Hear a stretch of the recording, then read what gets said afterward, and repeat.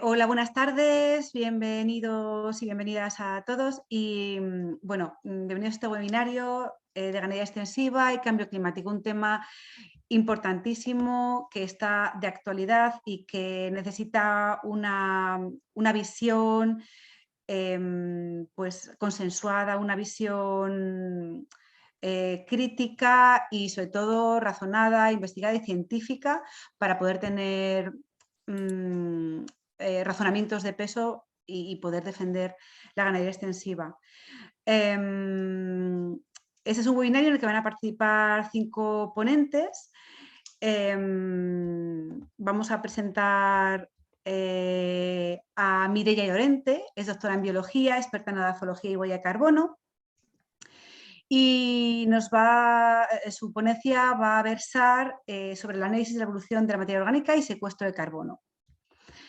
También nos acompaña Eugenio Romero, que es agricultor ecológico, que ha trabajado en un máster de la Universidad de Baeza y nos va a hablar sobre la huella territorial de la ganadería extremeña, otra manera de medir los impactos. Nos acompaña también Pablo Manzano, investigador del BC3 y de la Universidad de Helsinki, para hablar sobre el impacto real del pastoreo, una reconsideración del impacto real del pastoreo y sobre las emisiones de base en ecosistemas naturales. Comentaros que este webinario surgió de la plataforma por la ganadería extensiva del pastoralismo. En esta plataforma tenemos una fluida comunicación a través de correos electrónicos, y a raíz de un correo electrónico que mandó Joan Alibés, pues empezó a gestarse pues, el interés sobre hacer un webinario específico de esto. También ha colaborado en la edición de este webinar la Fundación Entre Tantos y el proyecto Life Adapt. Joan Alibés es ganadero, técnico asesor de ganaderos y también presidente de la Sociedad Galega de Pastos y Forrajes. Y nos va a presentar a las otras 2 ponencias que tenemos. Joan, cuando quieras. Hola, buenas tardes a todas y a todos. Pues sí, hoy tenemos esta tarde a Eva Morcuende y a Marcos Fernández. Son 2 recién licenciados veterinarios y pues en sus trabajos fines de grado trabajamos y ellos lanzaron un poco toda esta discusión que tendremos hoy sobre la ganadería extensiva y el cambio climático, centrándose sobre todo en el análisis de los modelos que hay y que son al final sobre lo que muchas veces se toman decisiones, ¿no? Aunque no estén tan fijados con la realidad, pero bueno.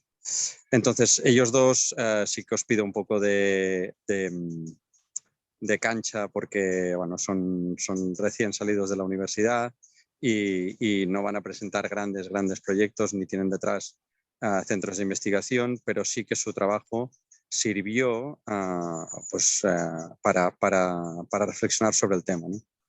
Como decía María, y ya acabo, todo esto un poco surgió de los debates dentro de la plataforma y del trabajo que se hizo, un ingente trabajo que se hizo en la COP25, que pudimos asistir en Madrid y presentar un informe desde la plataforma, un trabajo tremendo y muy extenso, y del que pues bueno, se van viendo sus coletazos y sus repercusiones. Sin más, pues agradecerles tanto a Eva como a Marcos su trabajo, su dedicación y su esfuerzo con 2 trabajos que veréis que son buenos. Gracias. Gracias, Joan. Pues bien, este webinar va a transcurrir de la siguiente manera. Los ponentes van a mostrar sus trabajos, sus experiencias, van a compartir pantalla, van a estar compartiendo todo esto durante 15-20 minutos. y al final de todas las ponencias va a haber un tiempo para resolver dudas. En el chat podéis ir apuntando las dudas que tengáis, las preguntas que tengáis para cada ponente, y al final de la última ponencia pues vamos a intentar resolver las dudas que podamos. Se pueden bien todas, pues estupendo. Si hay alguna en el tintero, pues tendremos que quedarnos con las ganas. Comentaros también que este webinar va a ser grabado y se difundirá con posterioridad en el canal de la plataforma, en el canal de YouTube de la plataforma. Pues bien, sin más dilación y para no robar más tiempo a las interesantes ponencias y necesarias ponencias que nos argumenten un poquito y que nos ilustren sobre todo sobre el cambio climático y la implicación de la ganadería extensiva en ello, pues damos paso a la primera ponencia con Eva Rodríguez Morcuende. Muchas gracias, Eva, cuando quieras. Hola, buenas. Paso a compartir pantalla. Ya me dices, María, si se ve.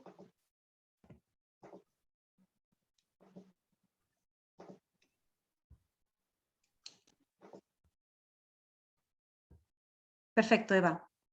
¿Sí, no? Sí, de acuerdo. Perfecto. Pues en primer lugar, muchísimas gracias a la organización, a Joan por la presentación, por tenerlos en cuenta para esta jornada.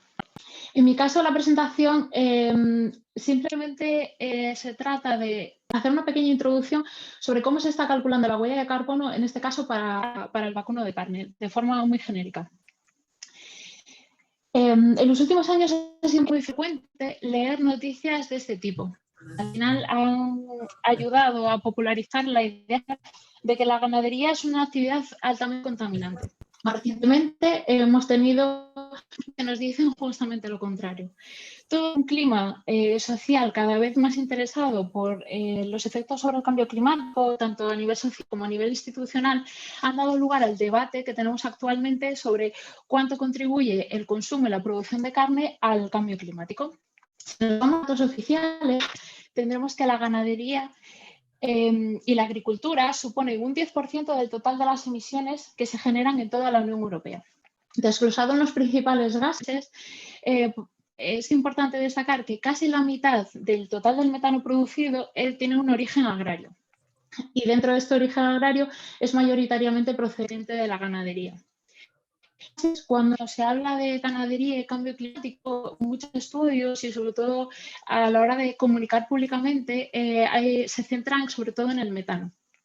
Pero cabe destacar que del total del metano, del total de los gases, producidos a la atmósfera, solo el 4,7% se trata de metano agrario, mayoritariamente producido por el vacuno.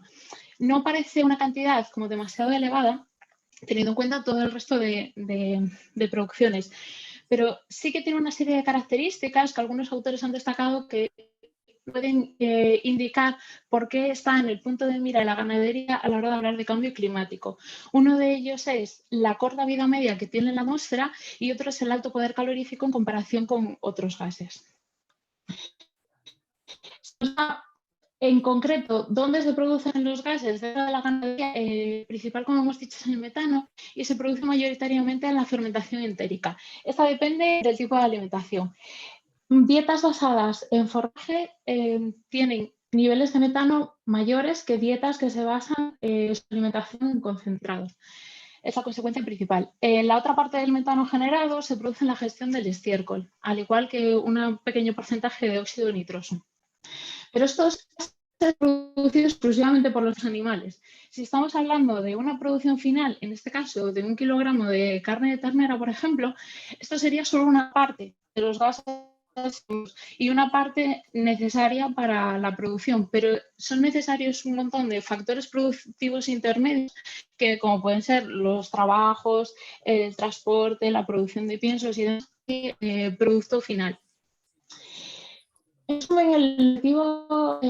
objetivos que teníamos en este trabajo es conocer los diferentes métodos de cálculo que se están utilizando para el vacuno de la carne, ver qué factores son los más importantes dentro de estas emisiones y cuál es la implicación que tiene en producción. Valorar los métodos de cálculo que utilizan y una pincelada muy breve sobre las posibles estrategias de mitigación en las que se está trabajando actualmente. Ahora mismo, la mayoría de los trabajos utilizan una aproximación de análisis del ciclo de la vida.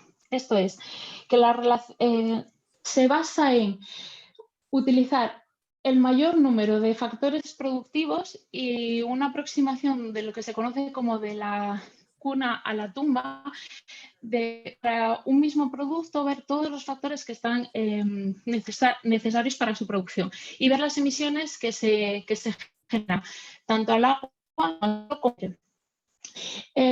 Pero cabe destacar que esto no es una metodología de cálculo, son simplemente unas directrices que orientan sobre qué se debería de calcular. De hecho, lo más común es que se utilice solo exclusivamente las emisiones al aire, que es lo que se conoce como huella de carbono, y se popularizó tanto que posteriormente pues, se ha hecho una ISO específica al respecto. Una vez teniendo en cuenta esta base, este margen, podemos ver las diferentes metodologías que se utilizan. Hay muchas y muy variadas. Una de las más comunes son las guías IPCC, que son las creadas por el Comité de Expertos del Cambio Climático. Están organizadas en niveles, más del 1 en función de la complejidad y del nivel de exactitud que se tiene a la hora de realizar los cálculos. Y si, por ejemplo, tomamos como referencia la metodología utilizada para el caso del vacuno de carne, se establece de la siguiente forma. En primer lugar, es necesario conseguir qué tipo de ganado se quiere cuantificar y cuáles son sus necesidades. Se utiliza una metodología similar a la que se usa en nutrición para el cálculo de raciones, por ejemplo. A continuación, las emisiones del metano entérico, las emisiones del metano procedente de la gestión del estiércol y las emisiones del óxido nitroso procedente también de la gestión del estiércol. Estas guías y metodologías no son estáticas, de hecho se van introduciendo cambios. El último es la aprobación del nivel 1A, que permite clasificar a los animales en alta o baja productividad. Teniendo en cuenta esto, consideran que los animales de alta productividad son más potentes y entonces sus emisiones son menores. Como decía, esta no es una metodología única, existen otros métodos. Incluso muchos trabajos no se realizan los cálculos específicos para ese supuesto en particular, sino que se utilizan datos obtenidos de base de datos ya realizadas o estandarizadas, como los de COINVENT o los propios inventarios de gases de los países o a nivel internacional.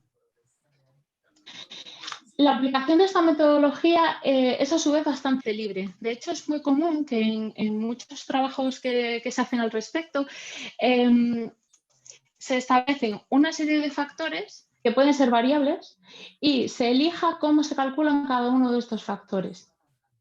Pero sí que es verdad que hay algunos que suelen ser constantes en prácticamente todos los trabajos.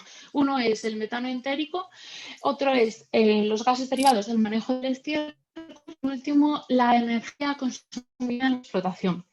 Sí que es verdad que lo que tiene esta aplicación libre de la metodología es que, por ejemplo, yo puedo elegir calcular el metano entérico mediante las guías IPCC, pero después utilizar para el manejo del estiércol unas guías adaptadas localmente a la zona en la que se establece la explotación o inventarios de datos. Esto es lo que consta de esta aplicación libre. Sin embargo, se ha realizado una cierta estandarización, es decir, fijar qué factores de producción se quieren medir, determinar qué método se va a utilizar para cada uno de esos factores y esto se denomina modelos. Existen muchos modelos muy diferentes y se está investigando continuamente en ellos. Algunos por poner algún ejemplo, podríamos tener el GLAM, que es el modelo de evaluación ambiental a nivel mundial. Se trata de un simulador informático, es muy poco específico. Sí que se encuentra organizado por módulos bastante amplios, pero es bastante genérico, se usa sobre todo a nivel internacional. Tenemos el CAP2ER, que es un modelo francés.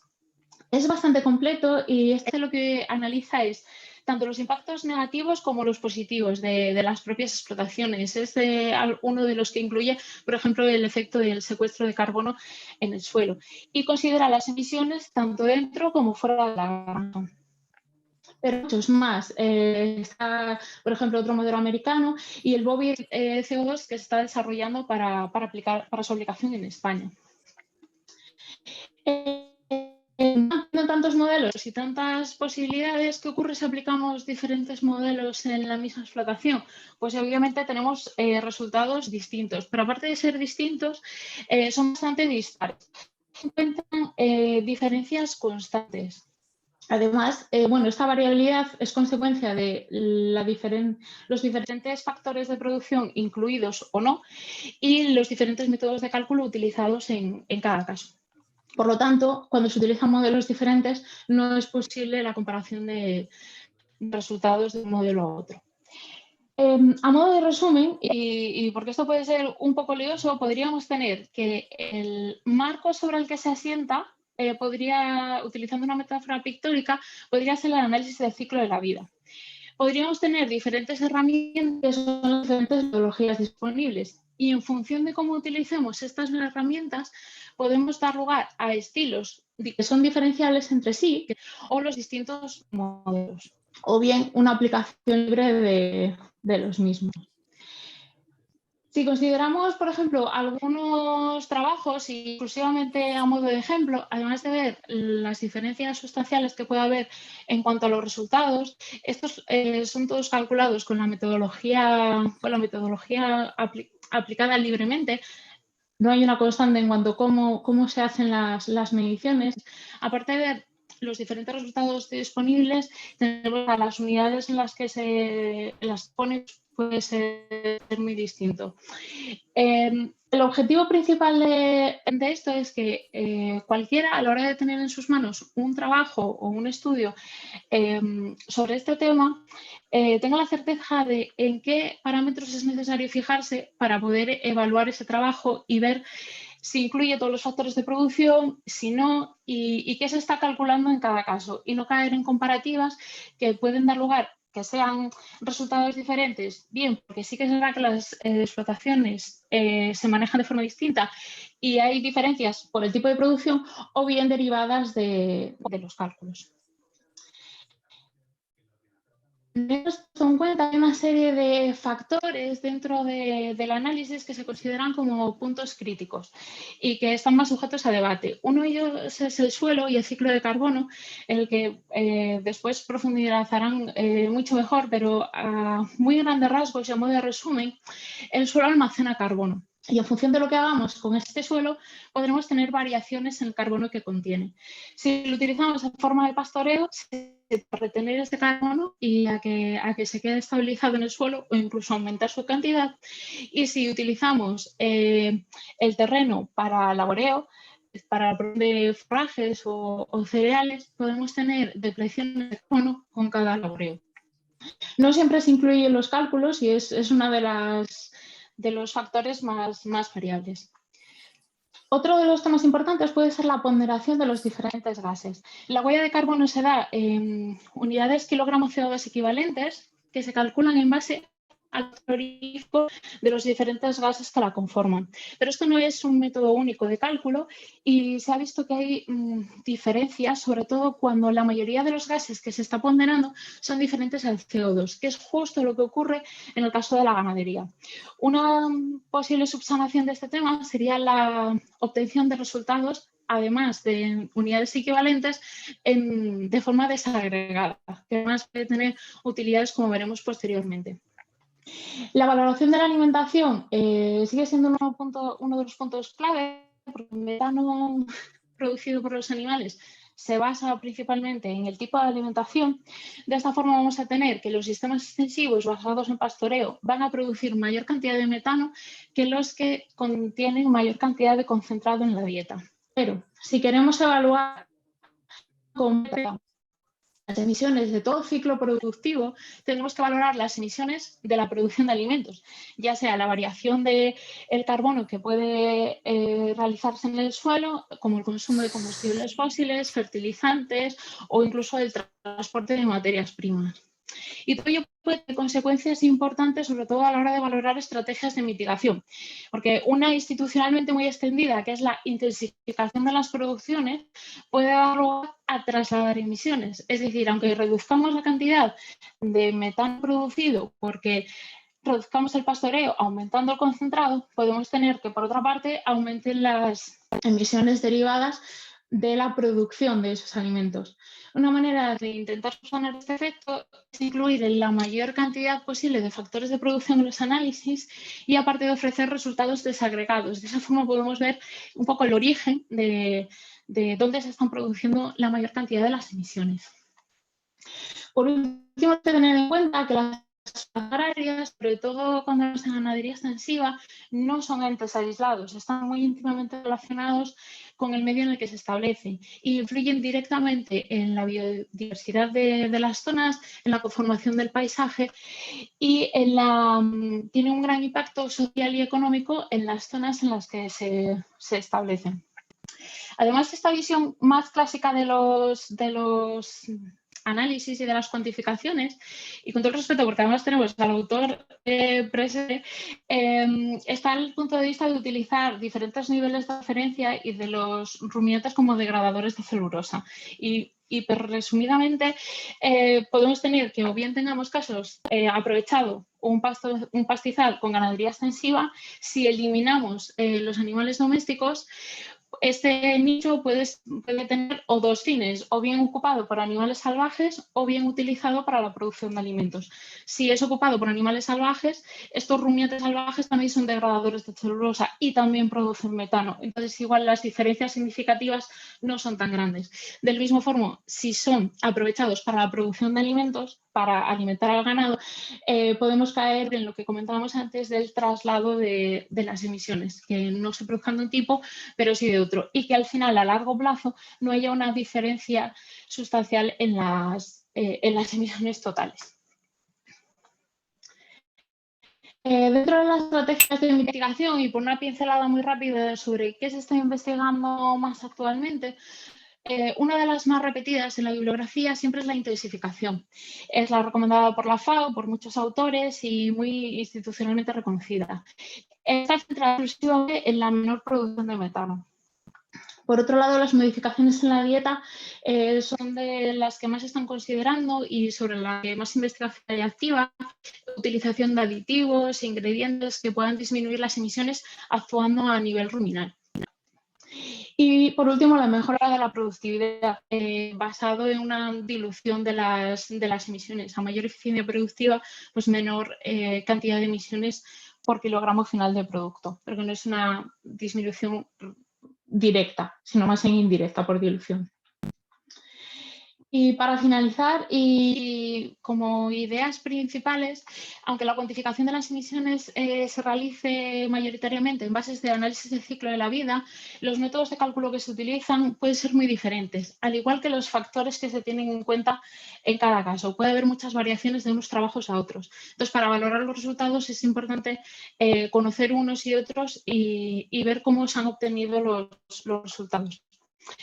Al igual que a la hora de evaluar las estrategias de mitigación, van a estar condicionadas por el modo de cuantificar las emisiones.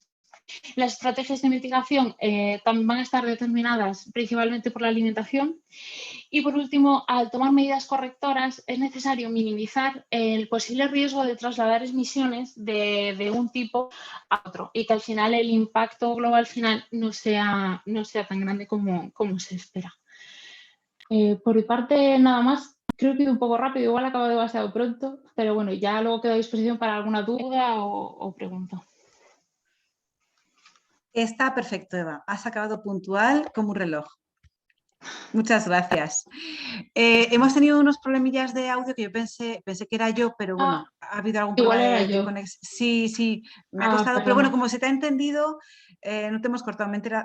Pensé que era yo, pero vamos, que se ha entendido fenomenal, la pronuncia ha sido estupenda. Muchísimas gracias, Eva. Bien, pues a continuación, bueno, habéis ido comentando alguna cosa por el chat. Al final de las ponencias iremos resolviendo algunas dudas que, bueno, que Eva ha ido resolviendo a medida que avanzaba la presentación. Tenemos a continuación a Marcos Fernández, que es veterinario y va a hablar sobre el cálculo de huella de carbono en ganadería extensiva de vacuno. Marcos, cuando quieras. Sí, paso a compartir, ya me dices si se ve. Vale. Perfecto, Marcos. Ahí está, vale. Bueno, pues buenas tardes a todos. Yo soy Marcos Fernández. En primer lugar, os quería agradecer mucho la invitación para dar esta pequeña charla y yo os voy a hablar un poco sobre mi tema de trabajo fin de grado, como bien ha mencionado Joan, y os voy a hablar sobre el cálculo de la huella de carbono en la ganadería de vacuno de carne en Galicia. Como bien todos sabemos, cada vez es más importante el tema del cambio climático, motivo también por el cual estamos hoy aquí reunidos, y bueno, todo esto hace que se estén a estudiar de forma muy minuciosa todas aquellas actividades que contribuyen a aumentar ese cambio climático. Entre estas actividades nos encontramos con las de tipo agrícola, cuyo sector representa actualmente entre un 10 y un 12% de esas emisiones de gases de efecto invernadero a nivel mundial.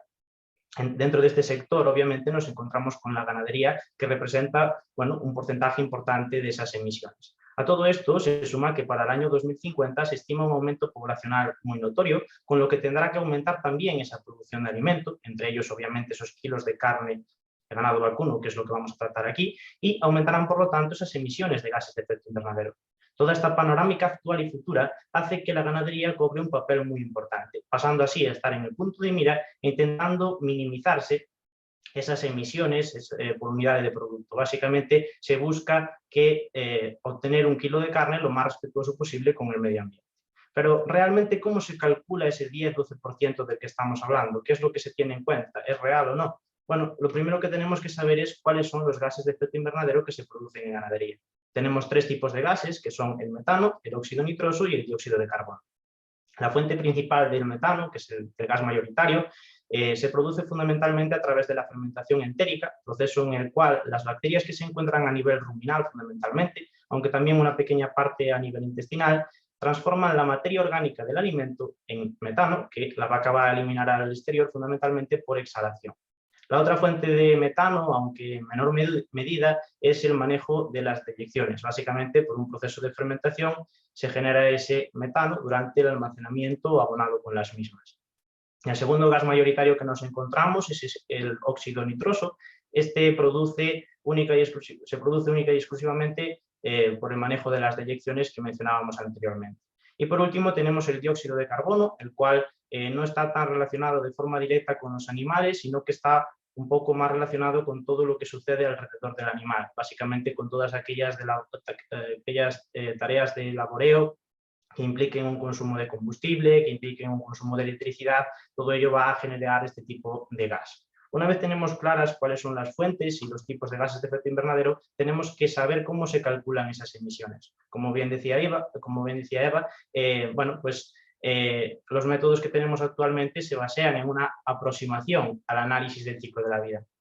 Es decir, pretenden estudiar todas las etapas por las que pasa un producto hasta la obtención del producto final. Esto aplicado a ganadería de carne se resume en que intentarán estudiar pues, todas las etapas por las que se pasa hasta la obtención de ese kilo de carne. Por lo tanto, estos métodos intentarán estudiar todas las entradas que hay en una explotación, me refiero pues al consumo de combustible, consumo de electricidad, a la compra de fertilizantes, de concentrados, de forrajes y de pesticidas. Luego tendrán en cuenta también las emisiones que se generan en la propia explotación, bien sea a través de la fermentación entérica o el manejo de las deyecciones, o bien en aquellas tareas destinadas a la alimentación de los animales. Y por último, intentarán tener en cuenta las salidas, el producto comercializado. En ganadería de vacuno de carne solo se comercializan esos kilos de carne, alrededor de los cuales pues, se tendrán en cuenta las tareas de transformación, transporte y envasado fundamentalmente. Entonces, todos los métodos, o la mayor parte de los métodos que existen actualmente, tienen esta base en común, este análisis, esta aproximación al análisis del ciclo de la vida, pero a pesar de tener una base común, existen diferencias importantes entre los mismos, bien sea porque emplean fórmulas matemáticas distintas, hacen estimaciones también diferentes o emplean unos parámetros u otros. Esto hace que los resultados obtenidos para una misma explotación varíen en función de cuál sea la metodología de cálculo empleada. Como se veían en numerosos estudios consultados y como ha mencionado también Eva en su presentación anterior. Por lo tanto, debido a esas diferencias importantes entre métodos y debido a que los estudios que hay son realizados normalmente o mayoritariamente fuera de España, y concretamente en Galicia hay muy pocos, sobre todo los que hay son aplicados a ganadería de vacuno de leche, se decidió realizar así este estudio, intentando pues aplicar dos métodos de cálculo de los existentes actualmente, aplicarlos en diferentes explotaciones gallegas para observar si hay diferencias significativas en los resultados obtenidos. Y en el caso de haberlos, pues observar si los métodos aplicados afectan de forma especial a algún sistema de manejo. Por lo tanto, para la elaboración de este estudio, lo primero que se hizo fue la elección de los modelos de cálculo. Se valoraron entre muchos de los existentes actualmente y se escogieron dos. Por un lado, el modelo GRIM, por ser un modelo oficial de la FAO, que tiene una gran repercusión en la toma de decisiones políticas y que, bueno, tiene una aproximación bastante amplia a ese análisis del ciclo de la vida. Por otro lado, se escogió el modelo CAP2R, un modelo francés que, bueno, se adapta bastante bien a las condiciones climáticas gallegas y que también tiene una aproximación bastante amplia a ese análisis del ciclo de la vida, siendo este uno de los pocos métodos que actualmente tiene en cuenta la retención de carbono por el suelo. Es decir, básicamente ese factor, esa capacidad que tiene el suelo para retener parte de ese CO2 atmosférico y que a priori parece un parámetro bastante importante en ganadería, ya que está teniendo un impacto positivo para contrarrestar ese cambio climático. Tras la elección de los modelos de cálculo, se eligieron las explotaciones de estudio. Para la elección de las mismas, se intentó que representaran el sistema de manejo típico del ganado vacuno de carne en Galicia, buscando, bueno, pues, sobre todo sistemas en extensivo y semiextensivo, buscando una disparidad en cuanto a distribución geográfica para que hubiese diferencias en cuanto a condiciones climáticas, en cuanto a razas de aptitud cárnica y en cuanto a sistemas de manejo para observar si había influencia en los resultados obtenidos. Se acabaron por escoger 6 explotaciones debido a la limitación del tiempo, se obtuvieron diversos datos sobre las mismas, que bueno, no voy a mencionar todos ellos, pero sí tener en cuenta sobre todo el sistema de manejo, eran prácticamente todas en sistema extensivo, excepto la explotación 4 con un sistema semi-extensivo y la 6 con un sistema mixto, y también mencionar aquí en este punto el periodo de cebo de los terneros, que es importante tener en cuenta para la hora de la discusión de los resultados. Son un sistema de cebo normalmente de 3 meses, destacar la explotación número 3 que no ceba los terneros y la 4 que tiene un cebo intensivo de 9 meses. Pasando ya entonces al apartado de resultados, se muestra en este punto, o vamos a mostrar tres resultados, o sea, los resultados en 3 puntos. Primero con el modelo GRIM, luego con el modelo CAP2R y luego se hará una comparación entre ambos.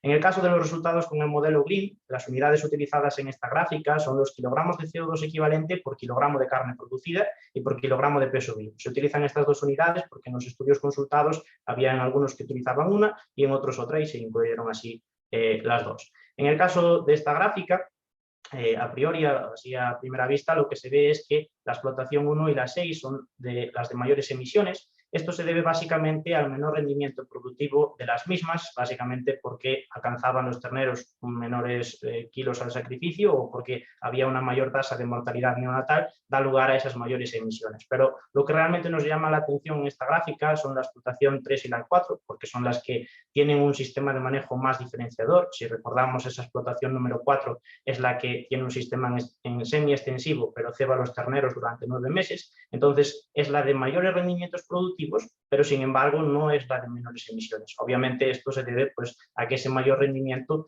es debido también a una mayor compra de concentrados, sobre todo un mayor consumo de combustible y por eso no es la de menores emisiones. Pero llama también la atención aquí la de explotación número 3, que es todo lo contrario y se parece bastante a la explotación 4. En esa explotación 3 sigue un sistema extensivo, un ecológico, donde no se ceban los terneros, es decir, no hay consumo de concentrados, obviamente los rendimientos serán un poco menores, pero ese consumo de insumos, consumo de concentrado nulo, no hay consumo de electricidad, se consume muy poco combustible y sin embargo no hay tanta diferencia con la otra explotación, es decir, debería haber emisiones menores. Y observando los cálculos que realiza este modelo, observamos que el modelo GRIM otorga mayores emisiones o emisiones bastante altas para la fermentación entérica. Por lo tanto, perjudicará sobre todo a los sistemas en extensivo, ya que la fuente principal de emisiones en este tipo de manejo es la fermentación entérica.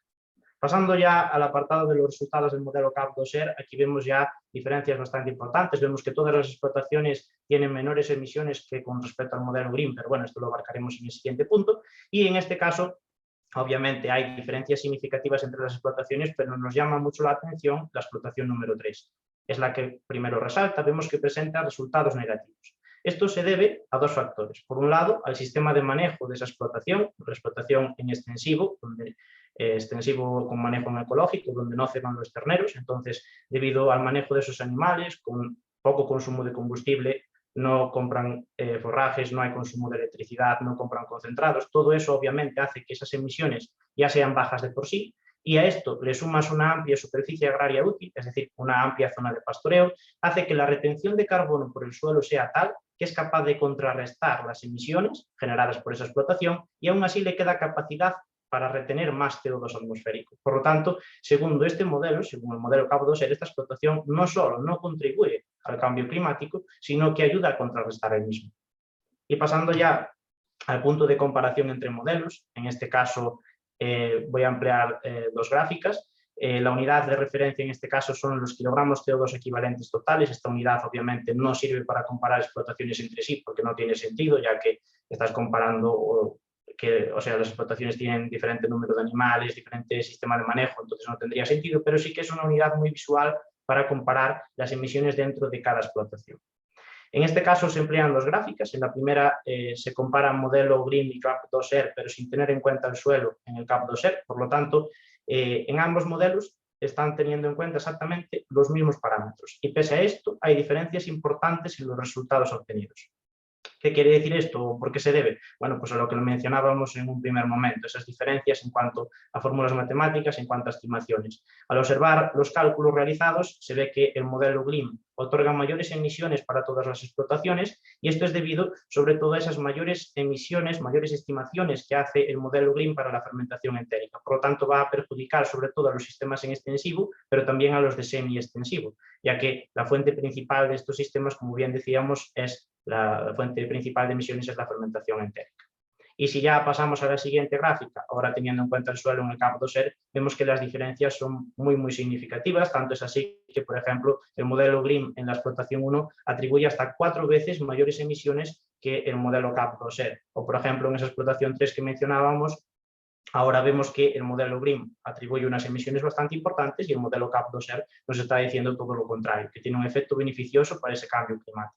Por lo tanto, lo que nos queda claro con este punto es que obviamente las emisiones van a depender mucho del método de cálculo utilizado, y ese 10-12% que mencionábamos en un primer momento hay que tener en cuenta pues cómo ha sido calculado, qué parámetros ha tenido en cuenta y cuál es el método de cálculo que ha sido utilizado.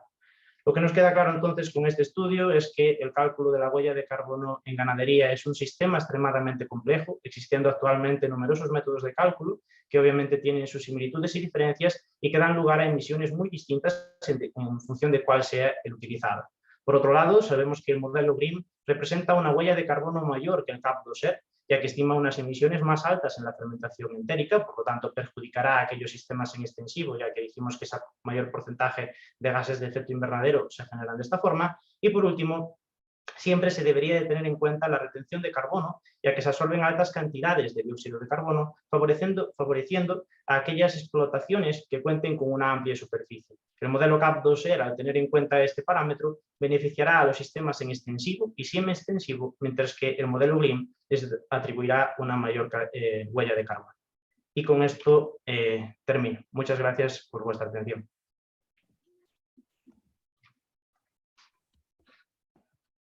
Gracias, Marcos. Muchas gracias. Ha sido muy clarificador, ha estado fenomenal. Gracias.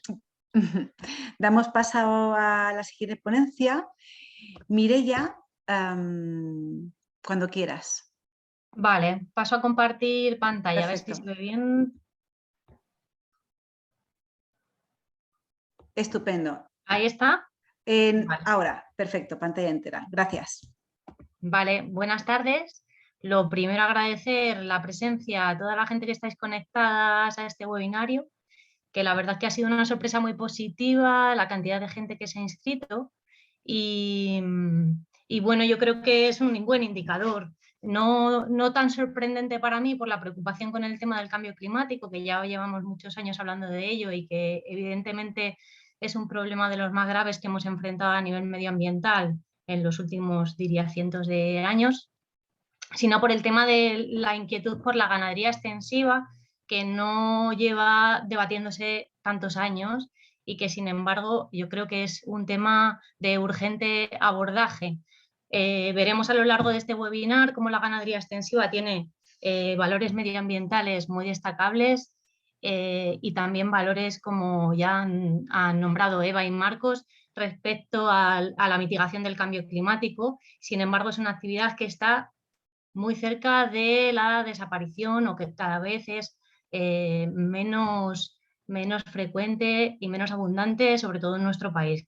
No tanto en sistemas de ternera, como nos han presentado Eva y Marcos, pero en otros sistemas ganaderos, por ejemplo el caprino o el ovino, está siendo muy preocupante la desaparición de profesionales del sector. No me enrollo más con esta introducción y paso a hacer la presentación que tengo preparada, en la que quiero profundizar sobre el tema del secuestro de carbono.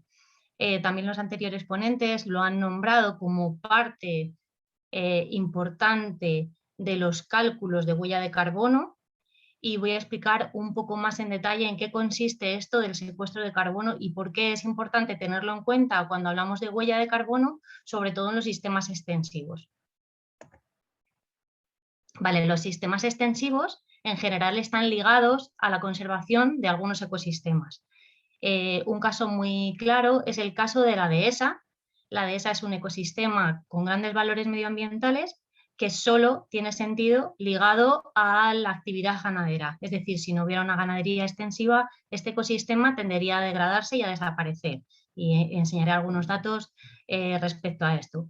Por tanto, cuando calculamos la huella de carbono del producto ganadero ligado a ecosistemas como la dehesa o los pastos de alta montaña, necesariamente tenemos que tener en cuenta no solo las emisiones de gases de efecto invernadero de este ganado, sino también el secuestro de carbono que sucede en los ecosistemas que son mantenidos por la presencia de estos animales. ¿Y qué es esto del secuestro de carbono concretamente? Bueno, hay dos conceptos que se manejan a veces de forma como un poco equivalente, pero que no lo son. Uno es el de sumidero de carbono. Entendemos por sumidero de carbono cualquier proceso, actividad o mecanismo capaz de absorber gases de efecto invernadero de la atmósfera, pero hablamos de secuestro de carbono cuando no solo somos capaces de capturar estos gases de efecto invernadero de la atmósfera, sino que somos capaces de relocalizarlos en otros compartimentos del ciclo de carbono con un tiempo de residencia largo.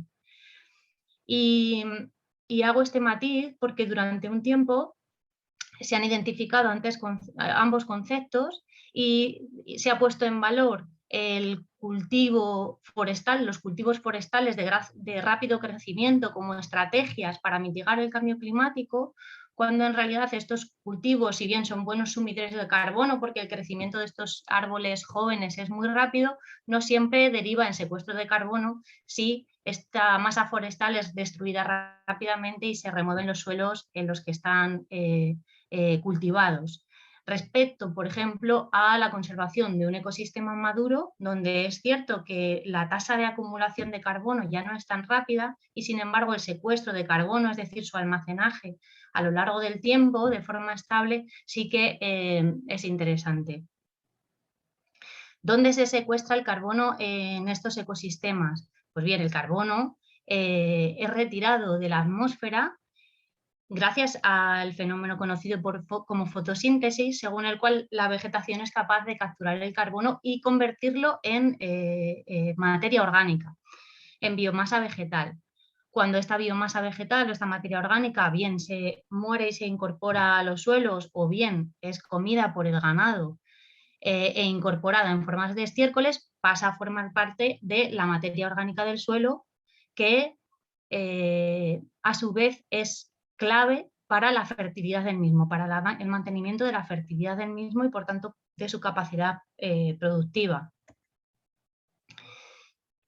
En esta tabla lo que muestro es algo de información sobre la cantidad de carbono que es almacenado en la vegetación y en los suelos para los distintos ecosistemas del planeta. Y he señalado en un naranja más oscuro, podéis ver los bosques templados y los pastizales templados, porque son estos ecosistemas los que más presentes están en la península ibérica. Y si veis los números en rojo, cabe destacar que la cantidad de carbono que se almacena en los suelos para nuestros ecosistemas es muy superior a la cantidad de carbono que se acumula en la vegetación. Quería destacar esta información porque creo que hay una especie como de conocimiento erróneo general que a veces incluso tienen las personas muy sensibles con el medio ambiente, que consiste en creer que solo las masas forestales, las grandes masas forestales son interesantes a nivel climático y a nivel ecosistémico. Aquí lo que podemos ver es que en términos climáticos, por ejemplo, en nuestro país son al menos tan interesante o más la conservación de los pastos que de los bosques. Y ni siquiera estoy diciendo que una cosa sea mejor que otra. Creo que la primera reflexión es saber que cada ecosistema debe estar en el lugar que debe estar y no ser sustituido por otro, pero que en todo caso los pastos a nivel climático son muy interesantes. De hecho, ya en el protocolo de Kioto, que es uno de los primeros marcos que teníamos de acuerdo respecto al cambio climático, ya se señalaban las tierras de pastoreo como ecosistemas clave que hay que conservar en la lucha contra el cambio climático. En este esquema quiero explicar un poco cómo funciona la cantidad de carbono que somos capaces de secuestrar en un determinado ecosistema. Si veis en el eje vertical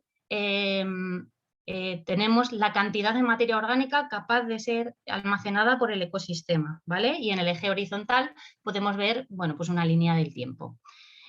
La cantidad de materia orgánica que se puede acumular en el suelo va a depender de dos cosas principalmente, de las entradas de materia orgánica y de las salidas de materia orgánica por descomposición, por erosión, bueno, las pérdidas.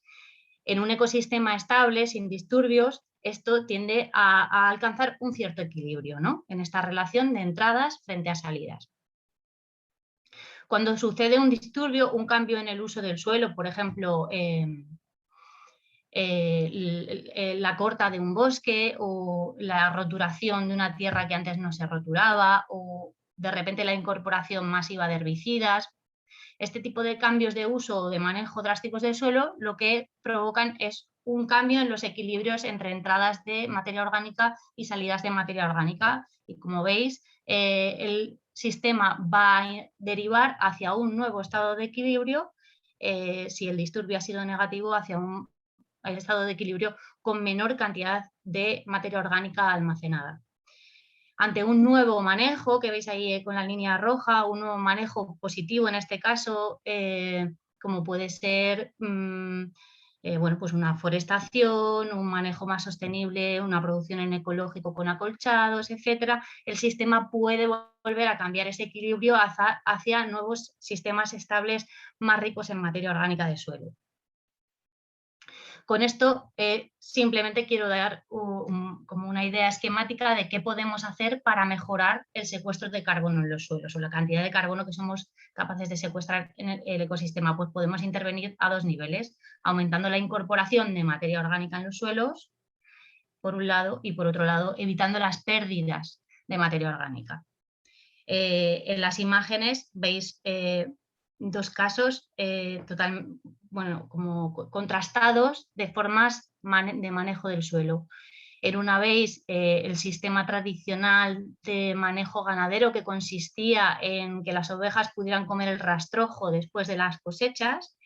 Este es un sistema que permitía convertir este rastrojo a través del sistema digestivo de las ovejas en estiércol que mejoraba la fertilidad de los suelos, evitando el uso de fertilizantes minerales que tienen un importante impacto climático y medioambiental.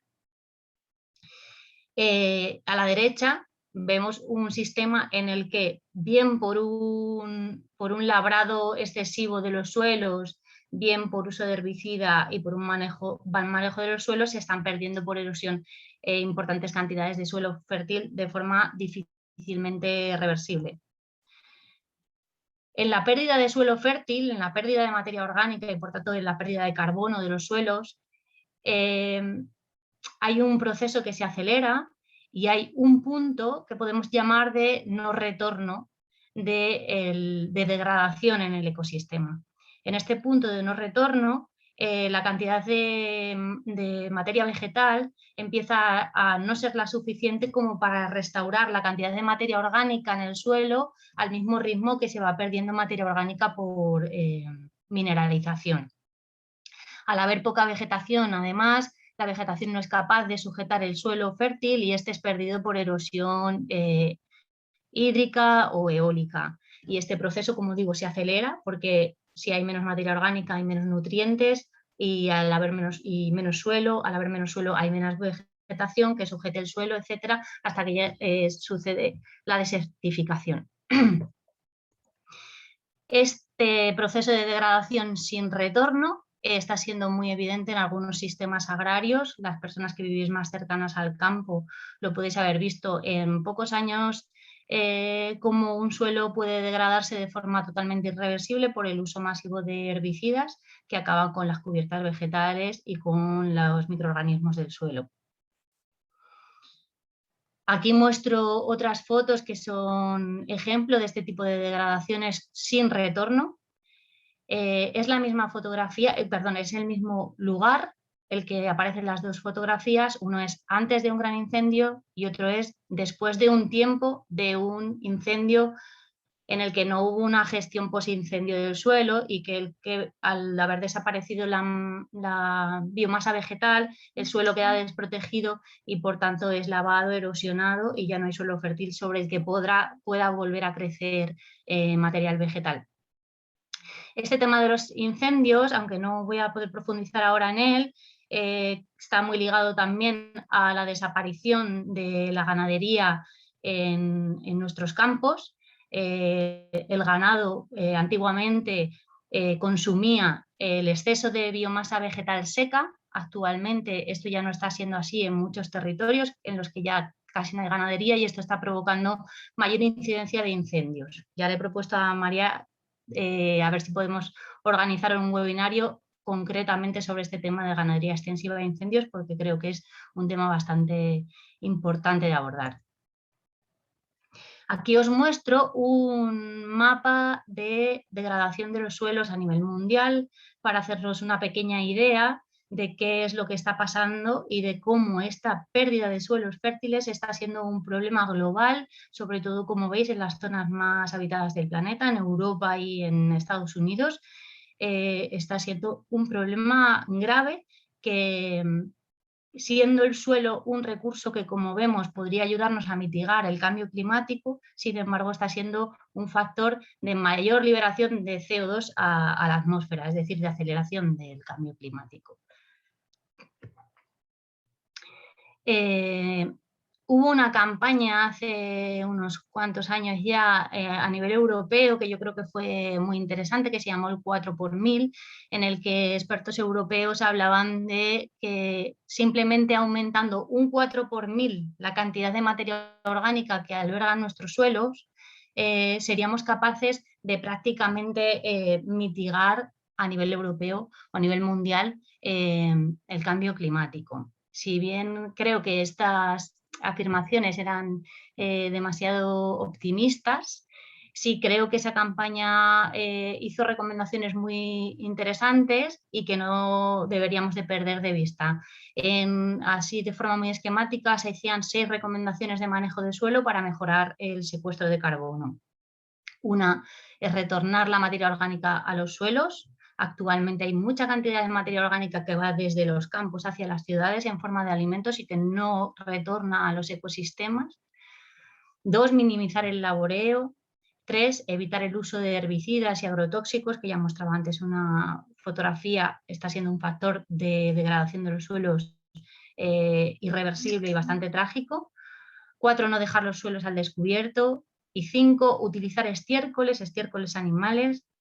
6, el fomento de la ganadería extensiva, específicamente.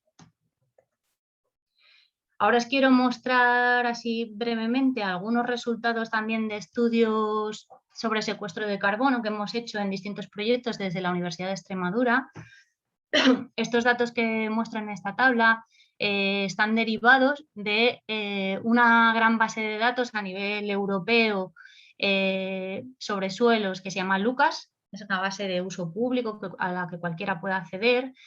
Lucas es un proyecto muy ambicioso e interesante que hizo muestreos masivos a nivel europeo en 2009 y que los volvió a repetir en 2015 y que próximamente, bueno, pues está haciendo otra tanda de repeticiones. Nosotros hemos cogido puntos de muestreo de suelo en toda la península ibérica y los hemos dividido en distintos ecosistemas, en representación de distintos ecosistemas, como podéis ver ahí, pastos, pastos arbolados, pastos arbustivos, sistemas forestales y tierras arables. Y para estos ecosistemas hacemos una comparación sobre qué ha pasado con la materia orgánica del suelo para los mismos puntos. Pues bien, señalo en rojo. Bueno, y como veis, hemos hecho el estudio para la cornisa cantábrica y hemos hecho el estudio para la dehesa de Extremadura y Castilla-León. Como veis, los pastos arbolados, es decir, las dehesas, están acumulando una cantidad anual de carbono muy interesante. Pero tenemos otros datos que nos han parecido preocupantes y que ahora comentaré, que es que los pastos arbustivos están perdiendo carbono. Es decir, que estos ecosistemas, bueno, si veis, todas las cifras para Extremadura y Castilla y León son negativas, menos las de la dehesa bien conservada. Esto nos están diciendo que ecosistemas que potencialmente podrían estar secuestrando carbono en realidad lo están perdiendo. Y vemos que es más significativo en los pastos arbustivos y veíamos que esto está ligado al abandono de estos sistemas. Es decir, cuando un pasto deja de estar pastoreado y tiende a matorralizarse, el sistema se degrada y hay pérdida neta de materia orgánica en el suelo. Si veis en la columna de la cornisa cantábrica, esto no está pasando. La mayoría, para este clima, para la mayoría de los ecosistemas se está secuestrando carbono en el suelo. Señalo aquí que en un proyecto posterior que hicimos, el PRODES ha montado, en el que hacíamos nosotros muestreos de suelos repetitivos en distintos puntos de la dehesa, en más de 100 puntos de la dehesa, obteníamos tasas de secuestro de carbono similares, aproximadamente del 0,81 toneladas de carbono por hectárea y año. Y muestro aquí otro trabajo similar en el que hacíamos un estudio finca a finca de secuestro de carbono, y aquí lo que podemos ver es que para cada finca el secuestro de carbono puede ser muy diferente. Creo que Marcos enseñaba unos datos que pueden ser similares a estos, en los que él enseñaba que según sea el manejo en la finca, las emisiones podían ser diferentes y emisiones respecto a secuestro de carbono. Yo aquí de momento solo estoy mostrando secuestro de carbono y vemos que es muy distinto en distintos ecosistemas. Pero si veis el primer grupo de fincas que he señalado en rojo, tienen en general pérdidas de carbono en los ecosistemas, y lo que veíamos es que también esto está relacionado con la pérdida de arbolado en las dehesas y por la matorralización del mismo. Es decir, la desaparición de la actividad ganadera en estos ecosistemas supone la degradación de los ecosistemas y la pérdida de su capacidad de secuestro de carbono. Anda, y ahora no puedo pasar.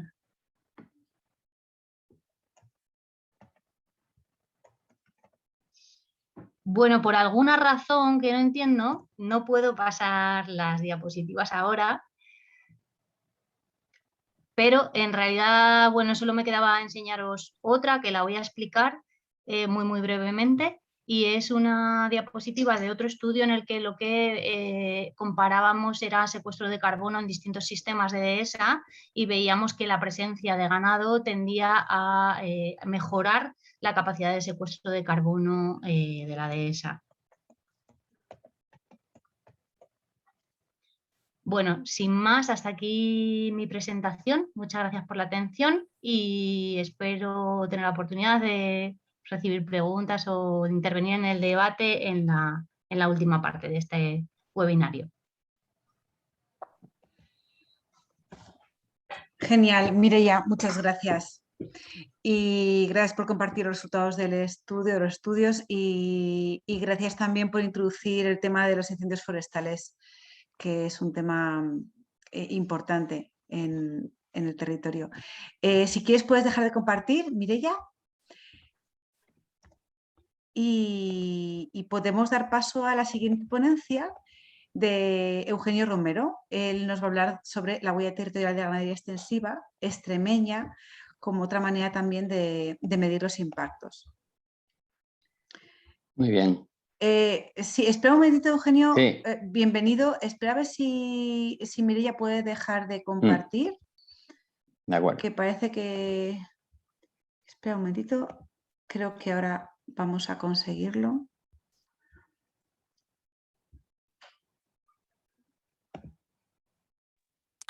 Parece que se le ha quedado congelado. Sí, sí. Eugenio, ¿tú podrías compartir A ver, voy a pantalla? intentarlo. A ver si es posible. Mira, yo creo que lo vamos a conseguir. ¿Se ve? Perfecto. Vale. Perfecto. Pues, Se ve una pantalla, no se ve pantalla completa, pero sí que se ve. a ver, ahora. Muy bien, pues nada, se ve entero, ¿verdad? Perfecto, ahora sí. Vale, Gracias, muy bien. Eugenio. Pues nada, muy buenas tardes y muchas gracias por la invitación a exponer pues los resultados del trabajo fin de máster de Agricultura y Ganadería Ecológica que hice en la Universidad Internacional de Andalucía sobre la tierra incorporada en la biomasa consumida y comerciada en Extremadura y que pueda aportar un enfoque complementario a las 3 intervenciones que ha habido previamente y que han sido muy interesantes. Es un trabajo que se enmarca dentro del sistema agroalimentario internacional, que lleva ya tiempo mostrando sus síntomas de debilidad y que han sido agravados con la crisis del COVID y más aún con el bloqueo del canal de Suez durante 10 días, que ha tenido unas repercusiones a nivel internacional. Y en términos conceptuales, digamos, se enmarca dentro de lo que es el metabolismo agrario. Y bueno, pues lo que se intenta hacer es una aproximación a la superficie de tierra necesaria para producir la biomasa que se consume y se comercia en Extremadura. Y para ello se han dividido en 5 grandes bloques, como es el consumo humano, consumo de la ganadería doméstica, consumo de la ganadería salvaje, industrial y de las mascotas. Entonces, bueno, pues hablamos de tierra incorporada como parámetro, que es un parámetro pues, que ya introdujo Kastner y que en España hay un trabajo realizado de Juan Infante, que fue la persona que ha dirigido mi trabajo. Entonces, bueno, contextualizando, estamos en Extremadura, que es la única región objetivo 1 durante muchos años, con los mayores índices de pobreza y desigualdad social, que bueno, pues dan una idea de las necesidades socioeconómicas que tiene esta región, con 1 millón de hectáreas de tierra de cultivo, 1,5 millones de superficie de pastos, 1.400.000 de superficie forestal arbolada, arbustiva y de matorral, y que tiene 1/3 de la superficie adhesada de todo el país y una de las principales potencias ganaderas a nivel estatal. La primera en ovino de carne, la tercera en ovino de leche, en vacuno de carne, caprino de leche y la séptima en número de cabezas de porcino. La metodología que hemos utilizado ha sido la de Kastner y bueno, pues a través del consumo, tanto de la población como de la ganadería y de la industria, pues se establece las necesidades de materias primas y con un factor de rendimiento pues se calcula la huella, o sea, el territorio, la superficie que se necesita y bueno, pues vamos a obtener un área doméstica, que sería el área que se cultiva o que ocupa la ganadería en Extremadura, un área consumida total, que sería independientemente de que se esté en Extremadura o fuera de ella, caso que fuera necesario, e incluye el área doméstica más el área importada menos el área exportada. Y tenemos la importación neta como la diferencia entre el área consumida y el área doméstica, es decir, entre el área que está dentro de Extremadura y el área total. Si esta es mayor que 0, Extremadura sería importadora neta de tierra para biomasa y si fuera menor que 0, Extremadura sería exportadora neta de tierra para biomasa. Empezando por los grandes bloques, tenemos la ganadería doméstica. Pongo el caso del porcino para que veáis la metodología que se ha seguido. En Extremadura hay 5.800 explotaciones de porcino en extensivo, 7.400 en intensivo, 55% de ellas serían intensivas, 44% extensivas. se ha recurrido a la tabla de consumo por especie ganadera y etapa reproductiva de la Junta de Andalucía. Estos son las diferentes especies ganaderas que se han trabajado, aunque nos centramos en el porcino. Se han hecho una serie de ajustes a los lechones, al ibérico de bellota, al cebo de campo, etcétera, y obtenemos que se consume 1 millón de toneladas al año en Extremadura de pienso, principalmente cereales y leguminosas. Y si esto lo trasladamos al total de especies ganaderas, tenemos que en Extremadura se consumen anualmente 6 millones de toneladas. Si lo desgranamos en cada una de las materias primas, pues tenemos 8,4 millones de toneladas de materias primas, de biomasa vegetal en este caso, para la alimentación de la ganadería doméstica. En el caso del consumo humano, para los alimentos de origen animal, pues se ha utilizado el número de especies de cabeza de cada especie ganadera, se ha utilizado una carga ganadera media de 2 UGM por hectárea y bueno, pues para el caso, por ejemplo, de productos como el aceite, se ha utilizado un factor de conversión. Por ejemplo, si un litro de aceite necesita 4 kilos de aceituna, pues se ha multiplicado por 4. Como sabemos, el rendimiento del olivar en Extremadura, pues se obtiene la tierra que se necesita para producir ese aceite. En el caso de la ganadería silvestre, bueno, como en todos los 5 bloques, se ha hecho una estimación a la baja por la falta de datos y de información que hay pública. Estas son las granjas cinegéticas que dice la Federación Extremeña de Caza que hay en Extremadura, pero bueno, utilizando estos datos y revisando bibliografía, pues se ha llegado a una conclusión de que se consume un total de 812.000 toneladas de biomasa para la ganadería silvestre. Esto luego lo pasaremos a territorio. En el caso de las mascotas, pues igual, se han utilizado las mascotas registradas. Hay muchas mascotas, perros y gatos sin microchipar y que por lo tanto no se ha podido identificar. Tenemos en consumo de mascotas 76.900 toneladas de consumo de biomasa al año en Extremadura y bueno, el total del pienso serían 8,5 millones, dominada por la ganadería doméstica. Consumo industrial igual, son unos resultados a la baja, pero bueno, en cuanto a biomasa en Extremadura, 260.000 toneladas. Se ha calculado también la biomasa consumida necesaria para el consumo de cerveza, para el consumo de cebo de pesca, para el textil, para el biodiesel y para el caucho. Da un resultado total de 278.000 toneladas de biomasa. Esto se ha pasado a superficie y se ha obtenido en los siguientes resultados. El consumo en Extremadura tiene una huella territorial de unos 3 millones de hectáreas, de ellas 1,9 millones están en Extremadura y la diferencia entre ambas, que es 1 millón de hectáreas, pues sería la importación neta. Este 1,9 millones de hectáreas domésticas, el 56,4% de superficie dedicada a la producción de biomasa de origen animal, con 1,1 millones de hectáreas, y el 46%, casi 900.000, sería cultivo de biomasa para alimentación humana y animal principalmente, y también para industria.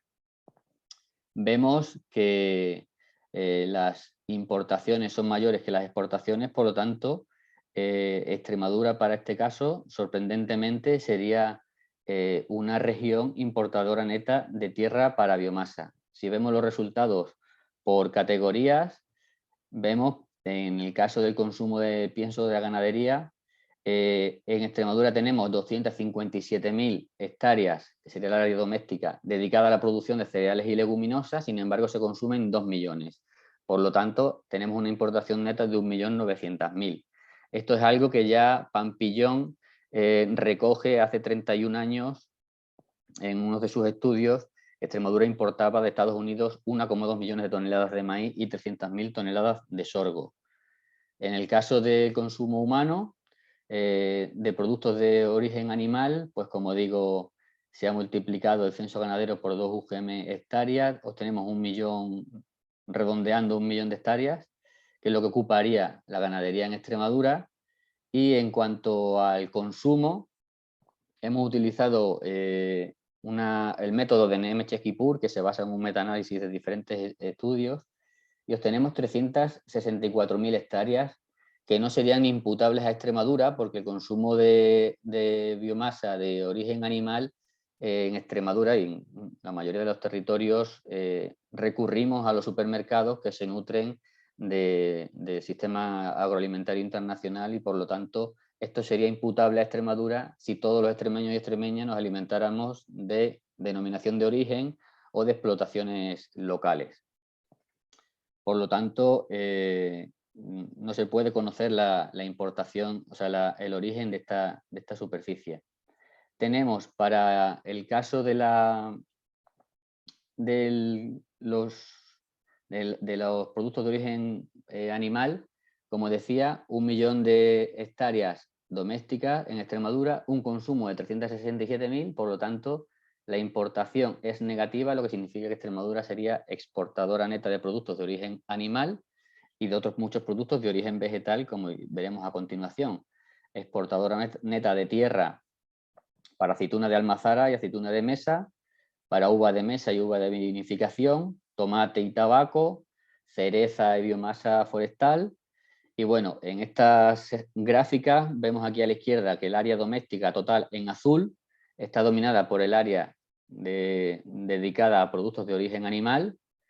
El área consumida, en total el azul, está dominada en naranja por la biomasa dedicada a materias primas para alimentación animal, y la importación neta, pues vemos que aunque importa productos de origen animal y otra serie de productos de origen vegetal, la elevada superficie que necesita para la producción de biomasa para alimentación animal, pues hace que la barra azul sea positiva, y que significa, como decíamos antes, que Extremadura es importadora neta de tierra para la producción de biomasa. Bueno, pues en resultados, resumiendo, estos 3 millones de hectáreas que demanda Extremadura, 1,9 millones están en su territorio, exporta 1 millón de hectáreas que deslocaliza a otros territorios debido a los cambios de patrones de la alimentación unidos al abandono de la superficie doméstica. ¿Qué significa que Extremadura tiene una importación neta de 1 millón de hectáreas? Pues que la diferencia entre las hectáreas importadas y las exportadas es de 1 millón. Si importa 1 millón y no exporta ninguna, la importación neta es de 1 millón de hectáreas. Pero como Extremadura sí exporta tierra, 500.000 hectáreas seguro, pues nos da una idea de la elevada dependencia del exterior que tendría la alimentación, en este caso de la ganadería extremeña, porque sería bastante más de 1 millón de hectáreas. Como decíamos, dentro del área doméstica, 1,1 millón se dedica a productos de origen animal y 900.000 a biomasa vegetal y forestal. Esto nos lleva a pensar o a relativizar los datos sobre reducción de superficie agraria útil en Extremadura. En este estudio, que vemos aquí en la portada, Estructura de propiedad de la tierra en España, pues Carles Soler y Fernando Fernández nos decían que de 2000 a 2010 se había reducido en 350.000 hectáreas la superficie agraria útil en Extremadura por el abandono o la desaparición de 2.000 explotaciones.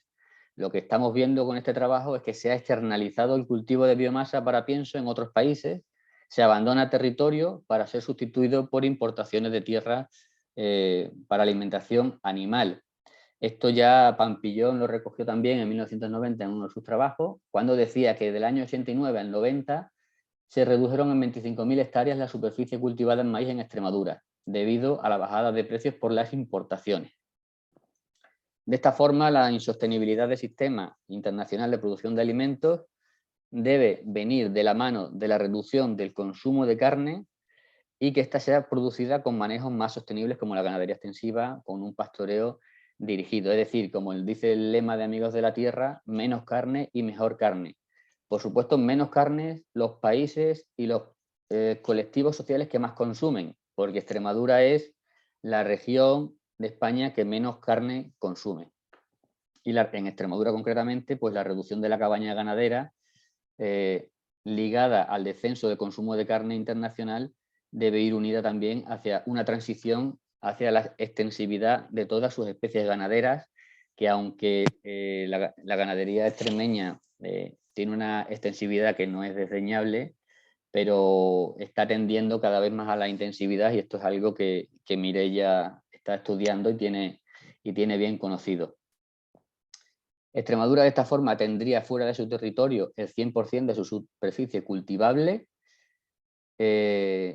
y un área similar a toda la superficie agraria útil, es decir, 2,5 millones de tierras de pastos y de cultivos. Solamente hablando de la importación neta, es decir, de la diferencia entre la importación y la exportación, tendría fuera de su territorio una superficie similar a 1,5 veces la superficie de la Comunidad de Madrid. Esto tiene unas consecuencias tanto para los países exportadores como para los importadores. La exportación agrícola tiene consecuencias ambientales, de deforestación e intensificación agraria, además de la contaminación por el mero transporte, y sociales también, como conflictos violentos, desplazamientos, desaparición de comunidades tradicionales y la exogización de la alimentación animal por un uso excesivo de agroquímicos y la contaminación que eso conlleva. Son muy abundantes la bibliografía y las noticias sobre estas consecuencias. El costo humano de los agrotóxicos de Pablo Piovano, por ejemplo, o esta de octubre de este mismo año. En Santa Fe, empresas agrarias siguen fumigando en los alrededores de las escuelas con los pibes adentro, y esto es para la producción de alimento para las ganadería intensiva extremeña, española y europea. Vázquez Pumariño, somos nosotros quienes estamos impulsando la quema de la Amazonía o la destrucción española del Amazonas, que nadie habla, importamos su masa, en masa su soja. Bueno, para los países importadores, en este caso Extremadura, supone una gran vulnerabilidad del sector ganadero extremeño, dependencia de los vaivenes del mercado, pérdida de soberanía alimentaria, abandono de tierra, como hemos dicho, y lo que conlleva de desempleo agrario, despoblación y emigración. Las alternativas pasan por la reestructuración del modelo agrario extremeño, la estrategia de las 4 R de González de Molina, de reterritorialización de la producción, relocalización de los mercados, revegetarianización de la dieta y reestacionalización del consumo alimentario. Y dentro de esta reterritorialización de la producción, el cultivo de leguminosas y cereales autóctonas, son multitud los estudios que tienen efectos, que han comprobado efectos positivos de la utilización de leguminosas mediterráneas en la alimentación animal. Y bueno, pues por ahí deben pasar las políticas públicas en Extremadura y en otros territorios, además de fomentar, como digo, la extensividad de la ganadería extremeña y el consumo responsable de alimentos. Sin embargo, estamos viendo cómo gran cantidad de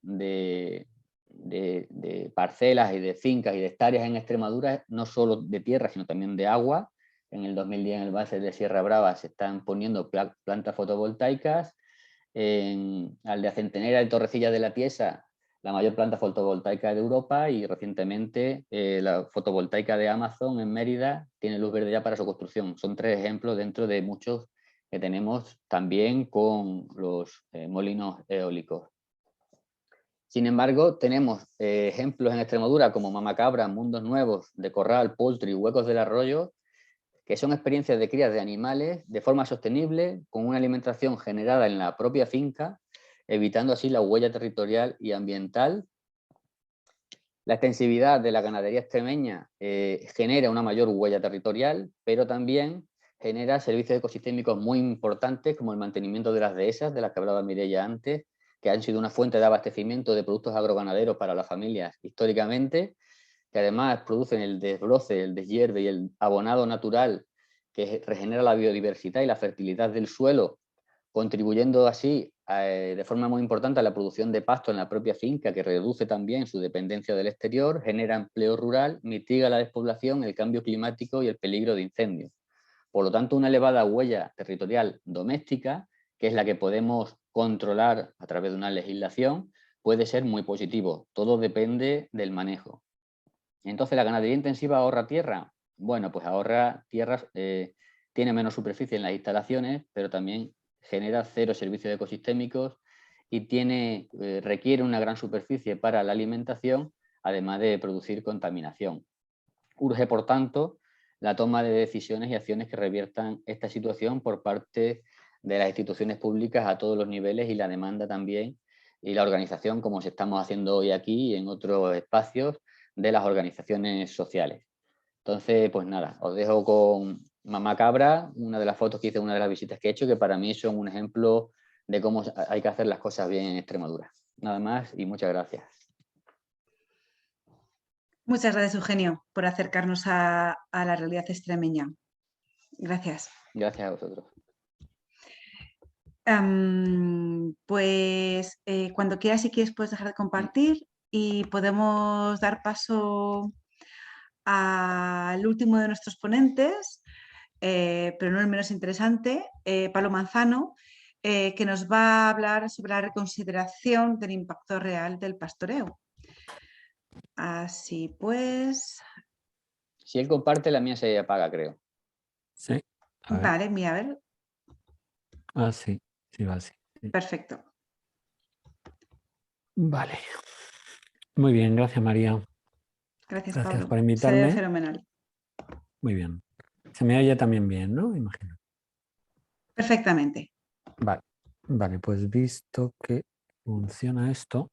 Bueno, pues aunque la verdad es que me ha hecho ilusión que Eva haya mencionado parte del trabajo que he hecho o mucho de lo que os voy a contar ahora, pero voy a entrar un poco más, voy a entrar un poco más en detalle, ¿vale? Para que entendáis un poco más de qué hablamos de esto, cuando hablamos de esto de las emisiones de base. Me parece importante destacar, aunque esto es un poco un resumen de lo que han hecho ya otras presentaciones hoy, cuando se habla de la culpa climática del extensivo, que es importante, porque ya he visto en varios informes publicados por ONGs con la mejor intención que intentan cargar las tintas sobre la ganadería industrial, que simplemente hacen una regla de 3 entre las emisiones publicadas por la FAO, ya sea por el modelo GLIM, bueno, sí, básicamente por el modelo GLIM, la atribuyen a la producción ganadera. Y en realidad no es así. En realidad, los estudios que hay, tal vez el más significativo sea el de Puri-Nemeček, dejan claramente de relieve que es la ganadería extensiva a la que corresponden mayores emisiones por unidad de producto. A lo mejor otros tipos de ganadería son más numerosos según la clasificación que se use, pero lo que está claro es que tal y como se hacen las cuentas ahora, cuanto más extensiva sea una producción, más emisiones de gases de efecto invernadero tiene, como veis en este diagrama que está sacado de Puri-Nemeček, que es el artículo de Science que se cita más, e incluso de uso de la tierra, ¿no?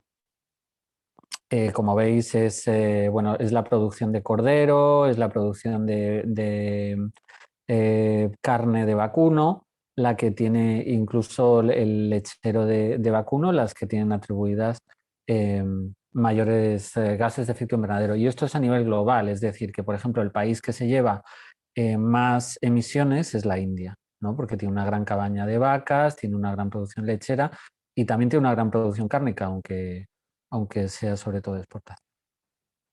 Y bueno, a partir de esto se habla de que adoptando dietas veganas, que también este ha sido un artículo muy cacareado en Nature Sustainability, a partir de dietas veganas se puede mitigar un montón el cambio climático, ¿no? Que básicamente si desterramos a la ganadería y en particular la ganadería extensiva, pues vamos a lograr salvar la tierra del cambio climático que estamos provocando los humanos. Bueno, este es el trasfondo sobre el que estamos trabajando en extensiva para un poco matizar o incluso deconstruir este discurso. Y uno de los elementos, o el elemento tal vez en el que se ha hecho más hincapié, es en la capacidad de secuestrar carbono por parte del suelo, que es lo que nos ha presentado muy bien Mireia.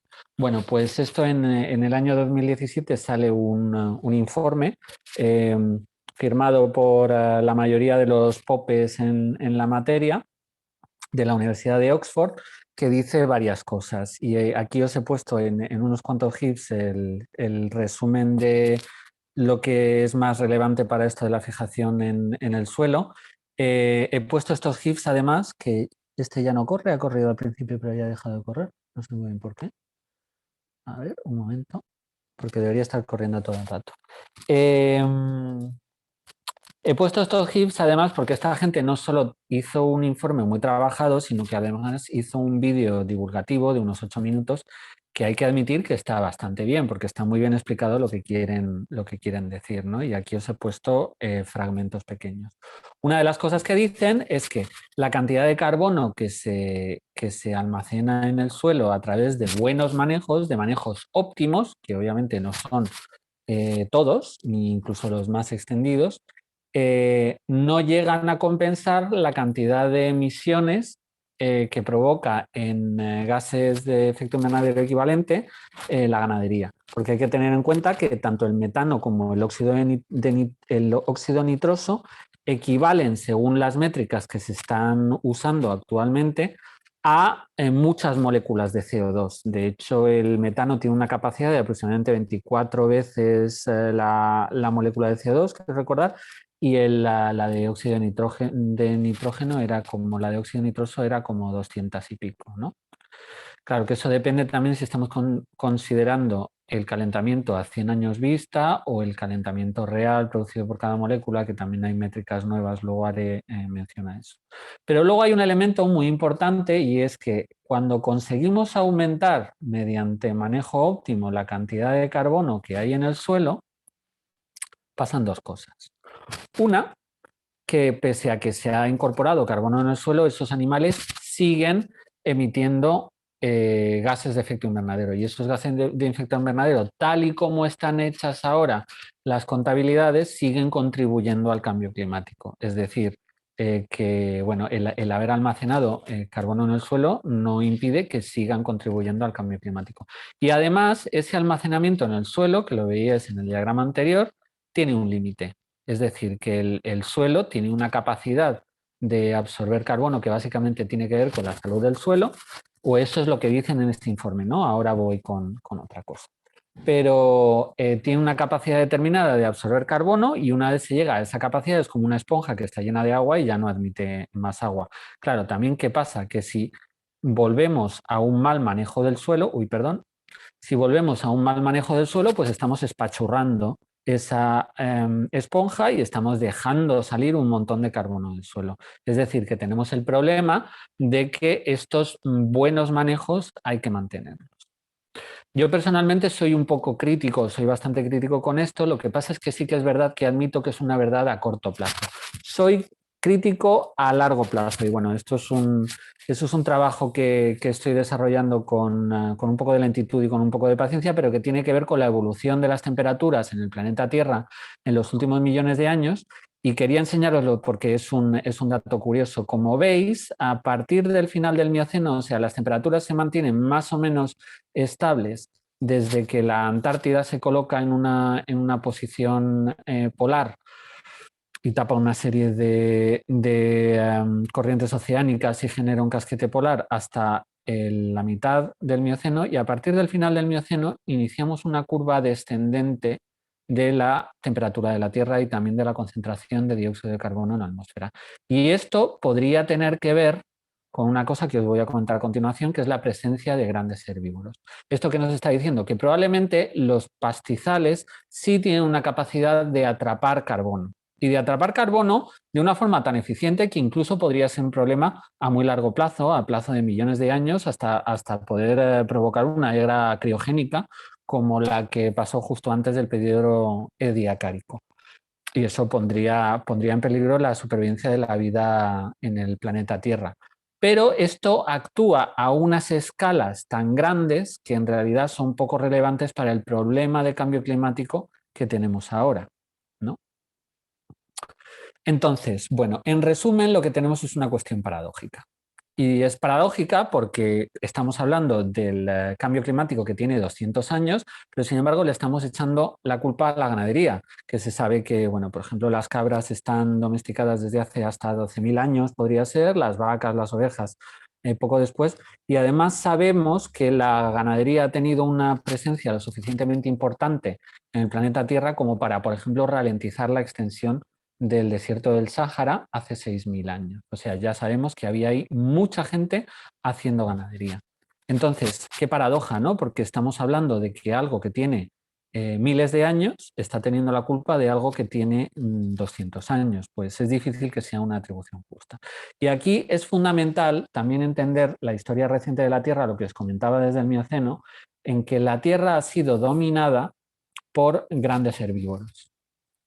Y bueno, esto es una situación que ahora nos resulta extraña cuando analizamos los ecosistemas actuales, salvo que trabajemos en África o en el sur de Asia.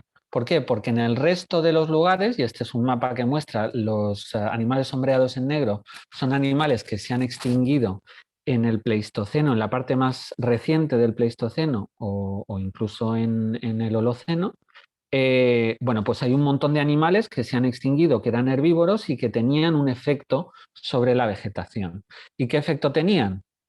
Bueno, pues básicamente de apertura. Para esto es muy interesante el trabajo de William Bond, que ha estado desarrollando durante los últimos 20 años sobre ecosistemas abiertos. Y este es un mapa que desarrolló que muestra no solo ecosistemas abiertos como podrían ser el desierto del Sáhara, que como veis no está marcado, o como los desiertos, las estepas patagónicas, sino que está mostrando zonas que podemos estar percibiendo como bosques cerrados, como bosques con un dosel arbóreo continuo, y que en realidad estos procesos de herbívoros y de fuego habrían estado abriendo y habrían estado manteniendo con una estructura más bien adhesada, aunque probablemente con un componente arbustivo algo más importante, desde la mitad del Mioceno aproximadamente.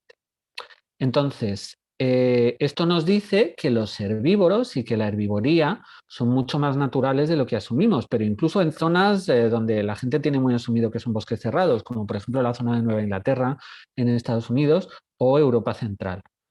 Esto cuesta mucho de digerir y de hecho esto es una cosa un poco de frikis, solo de ecólogos de la vegetación, pero que realmente deberíamos lograr que permee el discurso general, ¿no?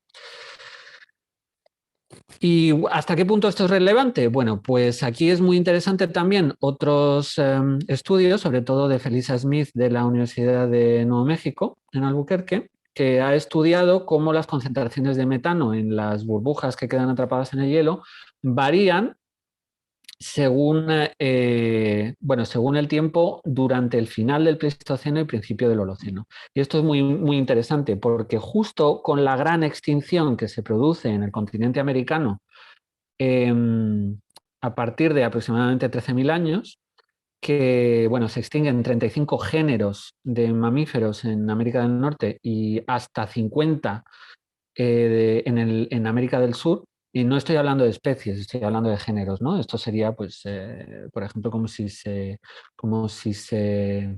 a ver, es que estoy pensando ahora herbívoros de un solo género, pero vamos, como si se extinguieran todos los parientes que había del elefante africano, el elefante africano de sabana, el de bosque, como si se extinguieran a la vez, ¿no? Y un montón de animales más. O sea, estamos hablando de una extinción masiva que no nos podemos imaginar en escala actual. Y esta extinción provocó un descenso de la concentración de metano en la atmósfera desde 700 partes por 1.000 millones hasta aproximadamente 450. Claro, esto se muestra también la capacidad que tiene el metano de causar efecto invernadero, porque efectivamente es un gas muy potente y Felisa Smith y colaboradores hipotetizan que esto podría haber causado la fase del Drías reciente, que es una fase geológica en la que se vuelve un poco a la glaciación y que ella hipotetiza que habría sido por esa falta de metano hasta que los herbívoros que habían sobrevivido esa extinción en el continente americano habrían recuperado números poblacionales. Y luego también saca una cosa muy interesante en un estudio posterior que publicó, y es que la biomasa de los grandes herbívoros en ese momento sería más o menos equivalente a la que tienen ahora los herbívoros, incluyendo los domésticos. Bueno, pues en resumidas cuentas, esto es lo que lleva a pensar, y este es el diagrama que ha mostrado antes Eva del paper que publicamos en 2019, que cuando estamos proponiendo abandonar la ganadería extensiva, la ganadería basada en pastizales y en pasto, como estrategia de mitigación del cambio climático, es muy probable que no sea una estrategia efectiva, o al menos que no sea tan efectiva como decimos, ¿no? En un escenario de gremios de herbívoros bien conservados, como puede ser en África, pues podemos decir que incluso las emisiones podrían ser hasta un poco superiores, ¿no? En un escenario de pastos abandonados, que sería un rewilding, un reasilvestramiento, que con la ganadería extensiva. ¿Y qué pasa con las métricas actuales? Pues que precisamente lo que estaban comentando otros ponentes, que parece que la ganadería industrial y que la agricultura industrial es más favorable para el cambio climático, para luchar contra el cambio climático, pues esto conduce a engaño por las métricas que se están usando, ¿no? Porque aparentemente hay una menor emisión de gases de efecto invernadero en términos de metano, pero sí que hay un mayor uso de combustible fósil. Y esto es problemático sobre todo porque el combustible fósil consiste en carbono que está enterrado a muchos metros bajo tierra, incluso a miles de metros bajo tierra, que lleva ahí desde hace cientos de millones de años incluso, como por ejemplo la mayor parte de los depósitos de carbón son del carbonífero, que es de hace más de 200 millones de años, y que estamos bombeando a la atmósfera, es decir, carbono nuevo que antes no había. Mientras que el metano de la ganadería no solo es una cosa difícil de mitigar, o puede que imposible, de la ganadería extensiva me refiero, sino que además es parte del ciclo. Entonces, en realidad, si no lo tuviéramos sería un problema, porque la temperatura de la Tierra bajaría demasiado como para ser habitable el planeta por nosotros. Esto hilvana, además, y esto que estoy diciendo del papel de los grandes herbívoros y estos ecosistemas abiertos y esta pérdida de pastizales, hilvana con el proceso continuo de deforestación en Europa que vemos en los últimos 120 años y que, como vemos en este mapa, que es muy interesante, este mapa interactivo, afecta sobre todo a los pastizales, es decir, los bosques están sobre todo comiéndose pastizales, no tierras de cultivo. No estamos recuperando vegetación natural, sino que estamos cambiando distribución de ecosistemas. Por lo que decía Mireia también, pues esto es un tema interesante porque, por ejemplo, los bosques son mucho más proclives a arder, los matorrales son mucho más proclives a arder, sobre todo si son formaciones cerradas y no son formaciones complejas y mixtas, que es lo que sería más natural, y además atrapan peor el carbono en el suelo, porque, bueno, porque los pastizales, dado que tienen muchas gramíneas y muchas plantas que echan mucha raíz, atrapan más carbono en el suelo y además cuando hay un incendio es un carbono que está más seguro. Por todo esto se ha publicado, por ejemplo, este año había un paper muy interesante en Frontiers in Ecology and Evolution sobre la efectividad que tienen estos procesos de forestación, que pueden ser incluso naturales, por ejemplo, por especies invasoras en países como Nueva Zelanda, pero también por abandono del medio rural, como está pasando en Europa. Y además tienen otros problemas de biodiversidad asociados, ¿no? De pérdida de especies de ambientes abiertos o de ecotonos entre especies abiertos y cerrados, y también de transmisión de epizootias. Tenemos un problema grave con la peste porcina que está entrando por el este de Europa, con la tuberculosis bovina, que tiene mucho que ver con la extensión del jabalí, que es una especie eminentemente forestal y que está ganando mucho terreno y sobre todo mucho terreno continuo por esta alteración del medio. Quería transmitir aquí estos mensajes fuerza, ¿no? Que son importantes. Yo creo que es importante decir que el trabajo que se ha hecho en análisis de ciclo de vida no está mal hecho. En realidad sí que se ha calculado más o menos bien, bueno, con sus más y sus menos, como veíamos lo que contaba Marcos para el modelo GLIM, es ajustable, ¿no? Hay fallos ahí, no es perfecto, pero sí que en general sabemos más o menos cuánto emite la ganadería. El problema es qué interpretación se hace de esas emisiones. Y hasta ahora se ha hecho una interpretación de que lo que emitía la ganadería extensiva era antropogénico y era una cosa añadida al fondo natural. Y eso no tiene por qué ser así. Y eso es un poco el análisis, sobre todo político, y también de datos, porque muchos papers científicos están haciendo este análisis mal. Este es el análisis que tiene que cambiar. El problema es que para hacer este análisis hace falta una aproximación multidisciplinar.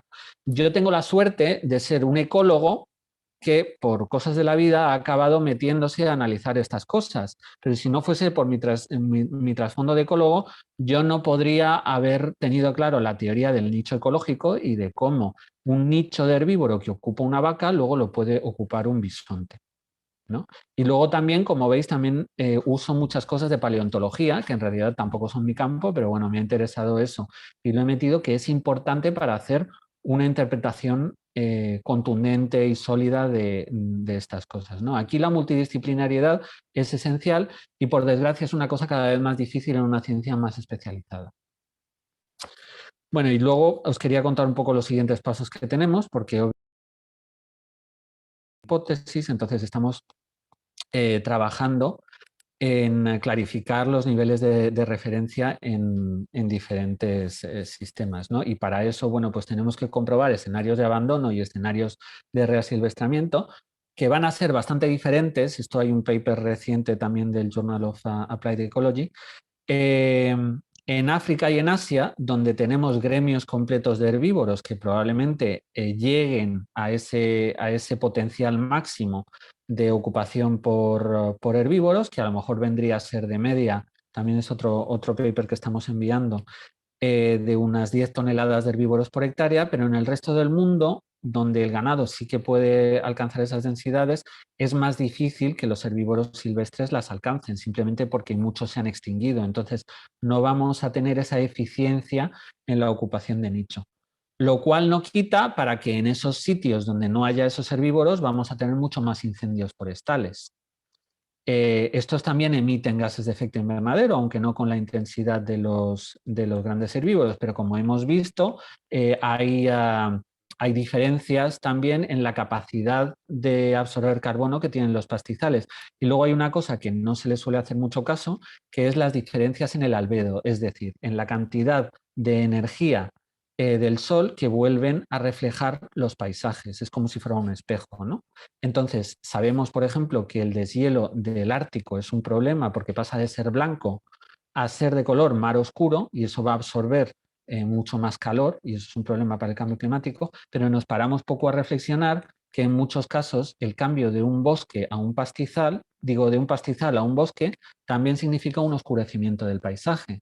Esto depende mucho de la zona, ¿no? Porque, por ejemplo, en las zonas más ecuatoriales, los bosques parece que incrementan la nubosidad y las nubes son blancas, entonces sí reflejan, pero en general parece que, y sobre todo en las zonas de sabanas y en las zonas templadas, parece que sí que el cambio de pastizal a bosque provocaría un oscurecimiento y un cambio del albedo. Y pequeños cambios en el albedo, pasa como con la iniciativa 4x1000 del suelo, pequeños cambios pueden generar un gran cambio a nivel planetario de la cantidad de carbono que se absorbe. Y por último, nos falta también, y es algo en lo que estamos trabajando, entender la estructura del sector ganadero. Es decir, tenemos que entender qué emisiones son atribuibles al extensivo, al intensivo ligado al territorio, que pueden ser los prados de siega, que aunque los animales no salgan a pastar, sí que se parecen mucho en la lógica y en el uso del nicho, etcétera, etcétera, con la ganadería industrial propiamente dicha, que es la que tiene, bueno, pues grandes cantidades de pienso importadas, gran uso de combustible fósil, etcétera. Y por último, también lo que había comentado un poco, un cambio en el uso de las métricas para pasar de entender el calentamiento en vez de 100 años vista a usar métricas que reflejen el calentamiento real de la emisión de cada molécula. Bueno, muchas gracias y voy publicando cosas en Pablo Pastos para quien le interese en Twitter.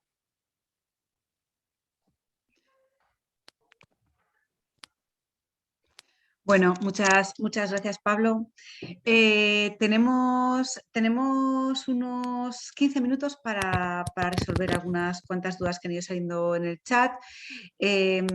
Algunas de ellas han sido resueltas según se iban se iban se iban desarrollando las ponencias, por ejemplo la de Mazo Hernández sobre el forraje concentrado, qué cantidad de proteína o pasto, eso ya se ha ido comentando. Hay una pregunta de Adrián Ramiro que podíamos hablarla ahora. La lanzó cuando estaba hablando Mireia y Pablo también ha contestado. Sería la pregunta de que por el abandono de la dehesa y los sistemas adhesados, eso produce una pérdida de carbono del suelo, quizá por el sobrepastoreo al que las políticas agrarias van conduciendo. No sé si queréis comentar, alguno de vosotros, esta pregunta acerca del sobrepastoreo o la pérdida de... Sí. Bueno, yo puedo introducir algo de información.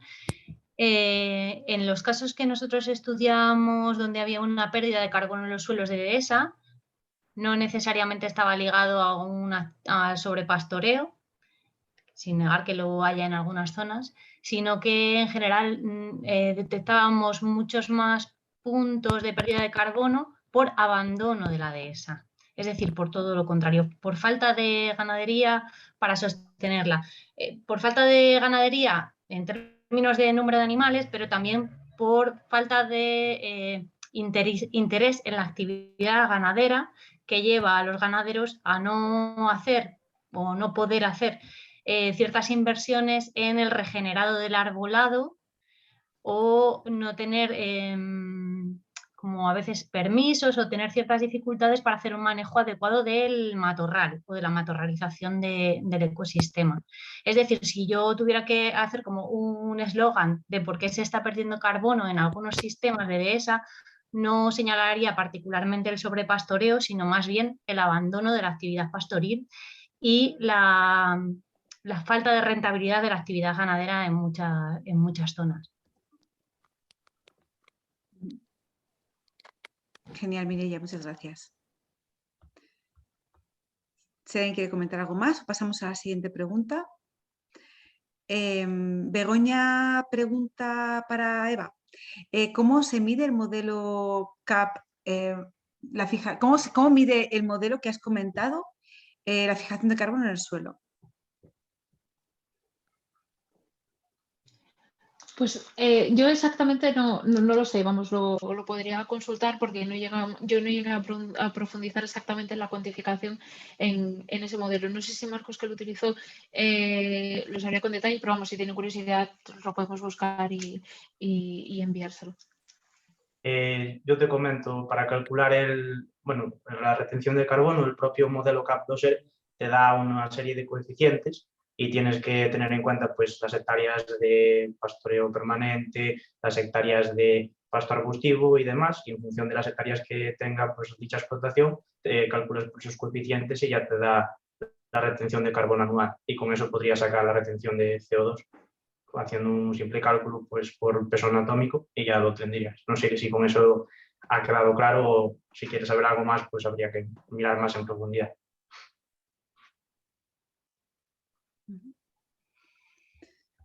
Vale, luego ha habido otro par de preguntas, pero creo que ya han sido resueltas todas en el chat. Begoña también preguntaba si había estudios de mitigación de emisiones por gestión de estiércoles, que Mireia y Pablo han contestado. No sé si queréis concretar alguna cosilla más. Yo quería contestar, pero a la pregunta anterior simplemente sí, perdona, claro. añadir sobre metodologías para medir secuestro de carbono en los suelos. Yo comento que hemos probado como posibilidad el uso de una herramienta muy interesante que se llama SoilGrid, que es también una base de datos de suelos que están mapeados y que son de acceso público y libre, que nos dan acceso a un montón de información sobre densidad aparente, porcentaje de carbono orgánico y muchas propiedades físico-químicas del suelo, y que permiten hacer ciertos cálculos sobre materia orgánica y sobre cambios de materia orgánica. Si bien, al compararlo con mediciones reales que nosotros hemos hecho de cambios de materia orgánica del suelo, vemos que bueno, es una aproximación a la posibilidad de secuestro de carbono en esas zonas, pero que bueno, que se puede utilizar cuando no se tienen datos directos.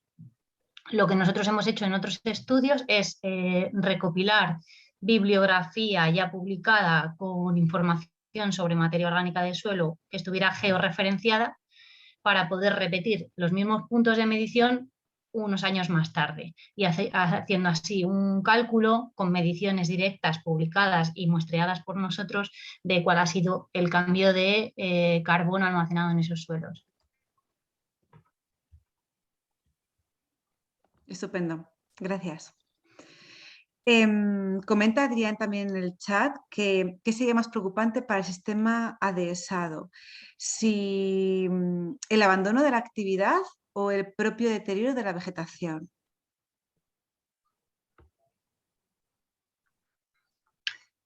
A ver, yo creo que están estrechamente ligados ambas cuestiones. Cuando la actividad ganadera no es rentable económicamente, el ecosistema que la sostiene no se atiende suficientemente. El sistema de dehesa es un sistema que, aunque podemos considerar natural, está estrechamente ligado a la actividad humana.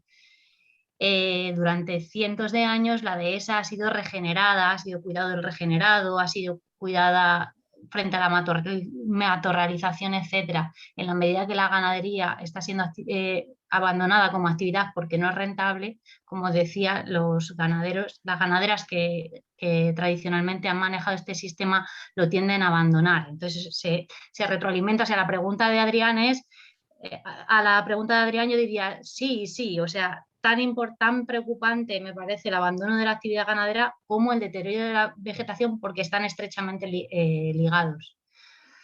Me estoy enrollando un montón. Si alguien quiere añadir algo más.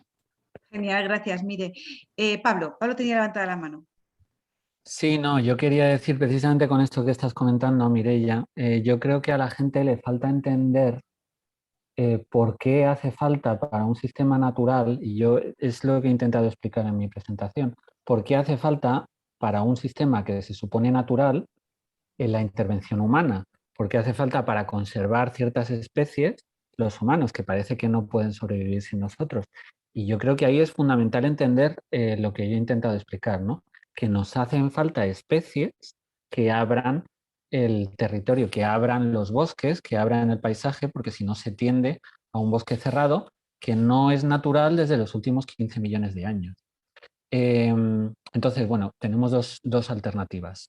O meter elefantes, a lo mejor elefantes un poco tuneados, ¿no? Para que aguanten el frío del invierno o lo que sea, lo cual tendría como consecuencia, bueno, pues tener que salir al campo con un guarda armado, que seguramente pues nos costaría bastante más de lo que cuesta en África, obviamente, porque son países pobres donde es muy barato ir al campo con un guarda armado, lo cual dinamitaría la posibilidad de la gente normal de salir al campo, que eso habría que tenerlo en cuenta. O bien usar cabras, que las cabras, pues al final, tan humildes y tan tiernas ellas, tienen un efecto bastante similar al de los elefantes, ¿no? Y luego, bueno, pues hay un montón de beneficios asociados, ¿no? De polinizadores que necesitan de flores y herbáceas, de dispersión de semillas, etcétera, etcétera, que bueno, que si no tenemos ese ganado, tampoco vamos a tener de forma natural a esos herbívoros pastadores que lo harían, ¿no? Y eso es lo que yo creo que es difícil de entender, que hace falta la mano humana para mantener ecosistemas que no son seminaturales. A mí no me gusta cuando se describe la dehesa y otros sistemas en Europa como seminaturales, porque yo no estoy de acuerdo, yo creo que son naturales. Lo que pasa es que son naturales desde el final del Mioceno, hace 15 millones de años, hasta hace 10.000 o hace 40.000. Y luego, pues ya sí que hacen falta humanos que le prendan fuego al monte o luego que vengan con sus cabras y sus animales, ¿no? Y eso es complicado de entender porque no es la idea que tenemos de la naturalidad y de la idealización de la naturaleza y tal, pero es lo que nos dice la ecología. Entonces, bueno, pues es una cosa que habrá que asumirla. Y luego además hay otra cosa, y es que para unos ecosistemas sanos naturales, nos hacen falta sistemas migratorios de herbívoros, que de ahí viene todo esto de la ganadería rotacional. Bueno, en realidad lo más natural es la transhumancia.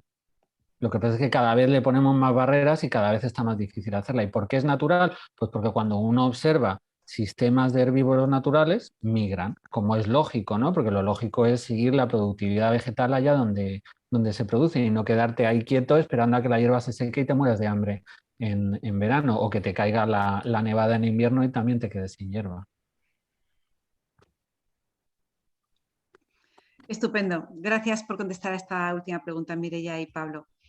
Genial. Bueno, hablan también de la tuberculosis bovina y caprina, que hace que todo esto sea bastante complicado. Y bueno, y Adrián hace una reflexión en relación, pues bueno, a todo lo que habéis comentado de la falta de rentabilidad. Todo lo que has comentado tú, Mireia. Bueno, pues sin más, pues solo queda despedir este webinario justo a tiempo. Agradeciendo muchísimo a los ponentes, a Eva por hacernos una aproximación tan exhaustiva a los sistemas de cálculo de la huella de carbono, a Marcos por acercarnos a este cálculo de la huella en esta ganadería de vacuno de Galicia, a Mireia por transmitir resultados de esos estudios de secuestro de carbono y de introducir la lacra de los incendios a este debate, a Eugenio por acercarnos a esta realidad extremeña y relacionarla con el consumo de biomasa. Y bueno, y a Pablo por representarnos una valoración de este secuestro de carbono a lo largo de la historia y hasta nuestros días, y ser conscientes de otros escenarios, que otros escenarios son posibles. Y a todos en general por podernos dar argumentos sólidos y contrastados para poder leer publicaciones con otros ojos y ser críticos con ellas, para verlas desde otra perspectiva, con mayor conocimiento, un conocimiento que nos habéis otorgado vosotros, gracias a este webinario y a vuestras ponencias. Gracias a ti, María, por invitarnos. Muchas gracias. Bueno, a la plataforma, Life Adapt y entre tantos. Y Mireia también, que ha estado aquí detrás entre bambalinas, orquestando que todo esto también sea posible. Muchísimas gracias a todos. por la invitación y por vuestro trabajo. Muchas gracias. Hasta luego. Gracias. Buena tarde. Buena tarde, chao.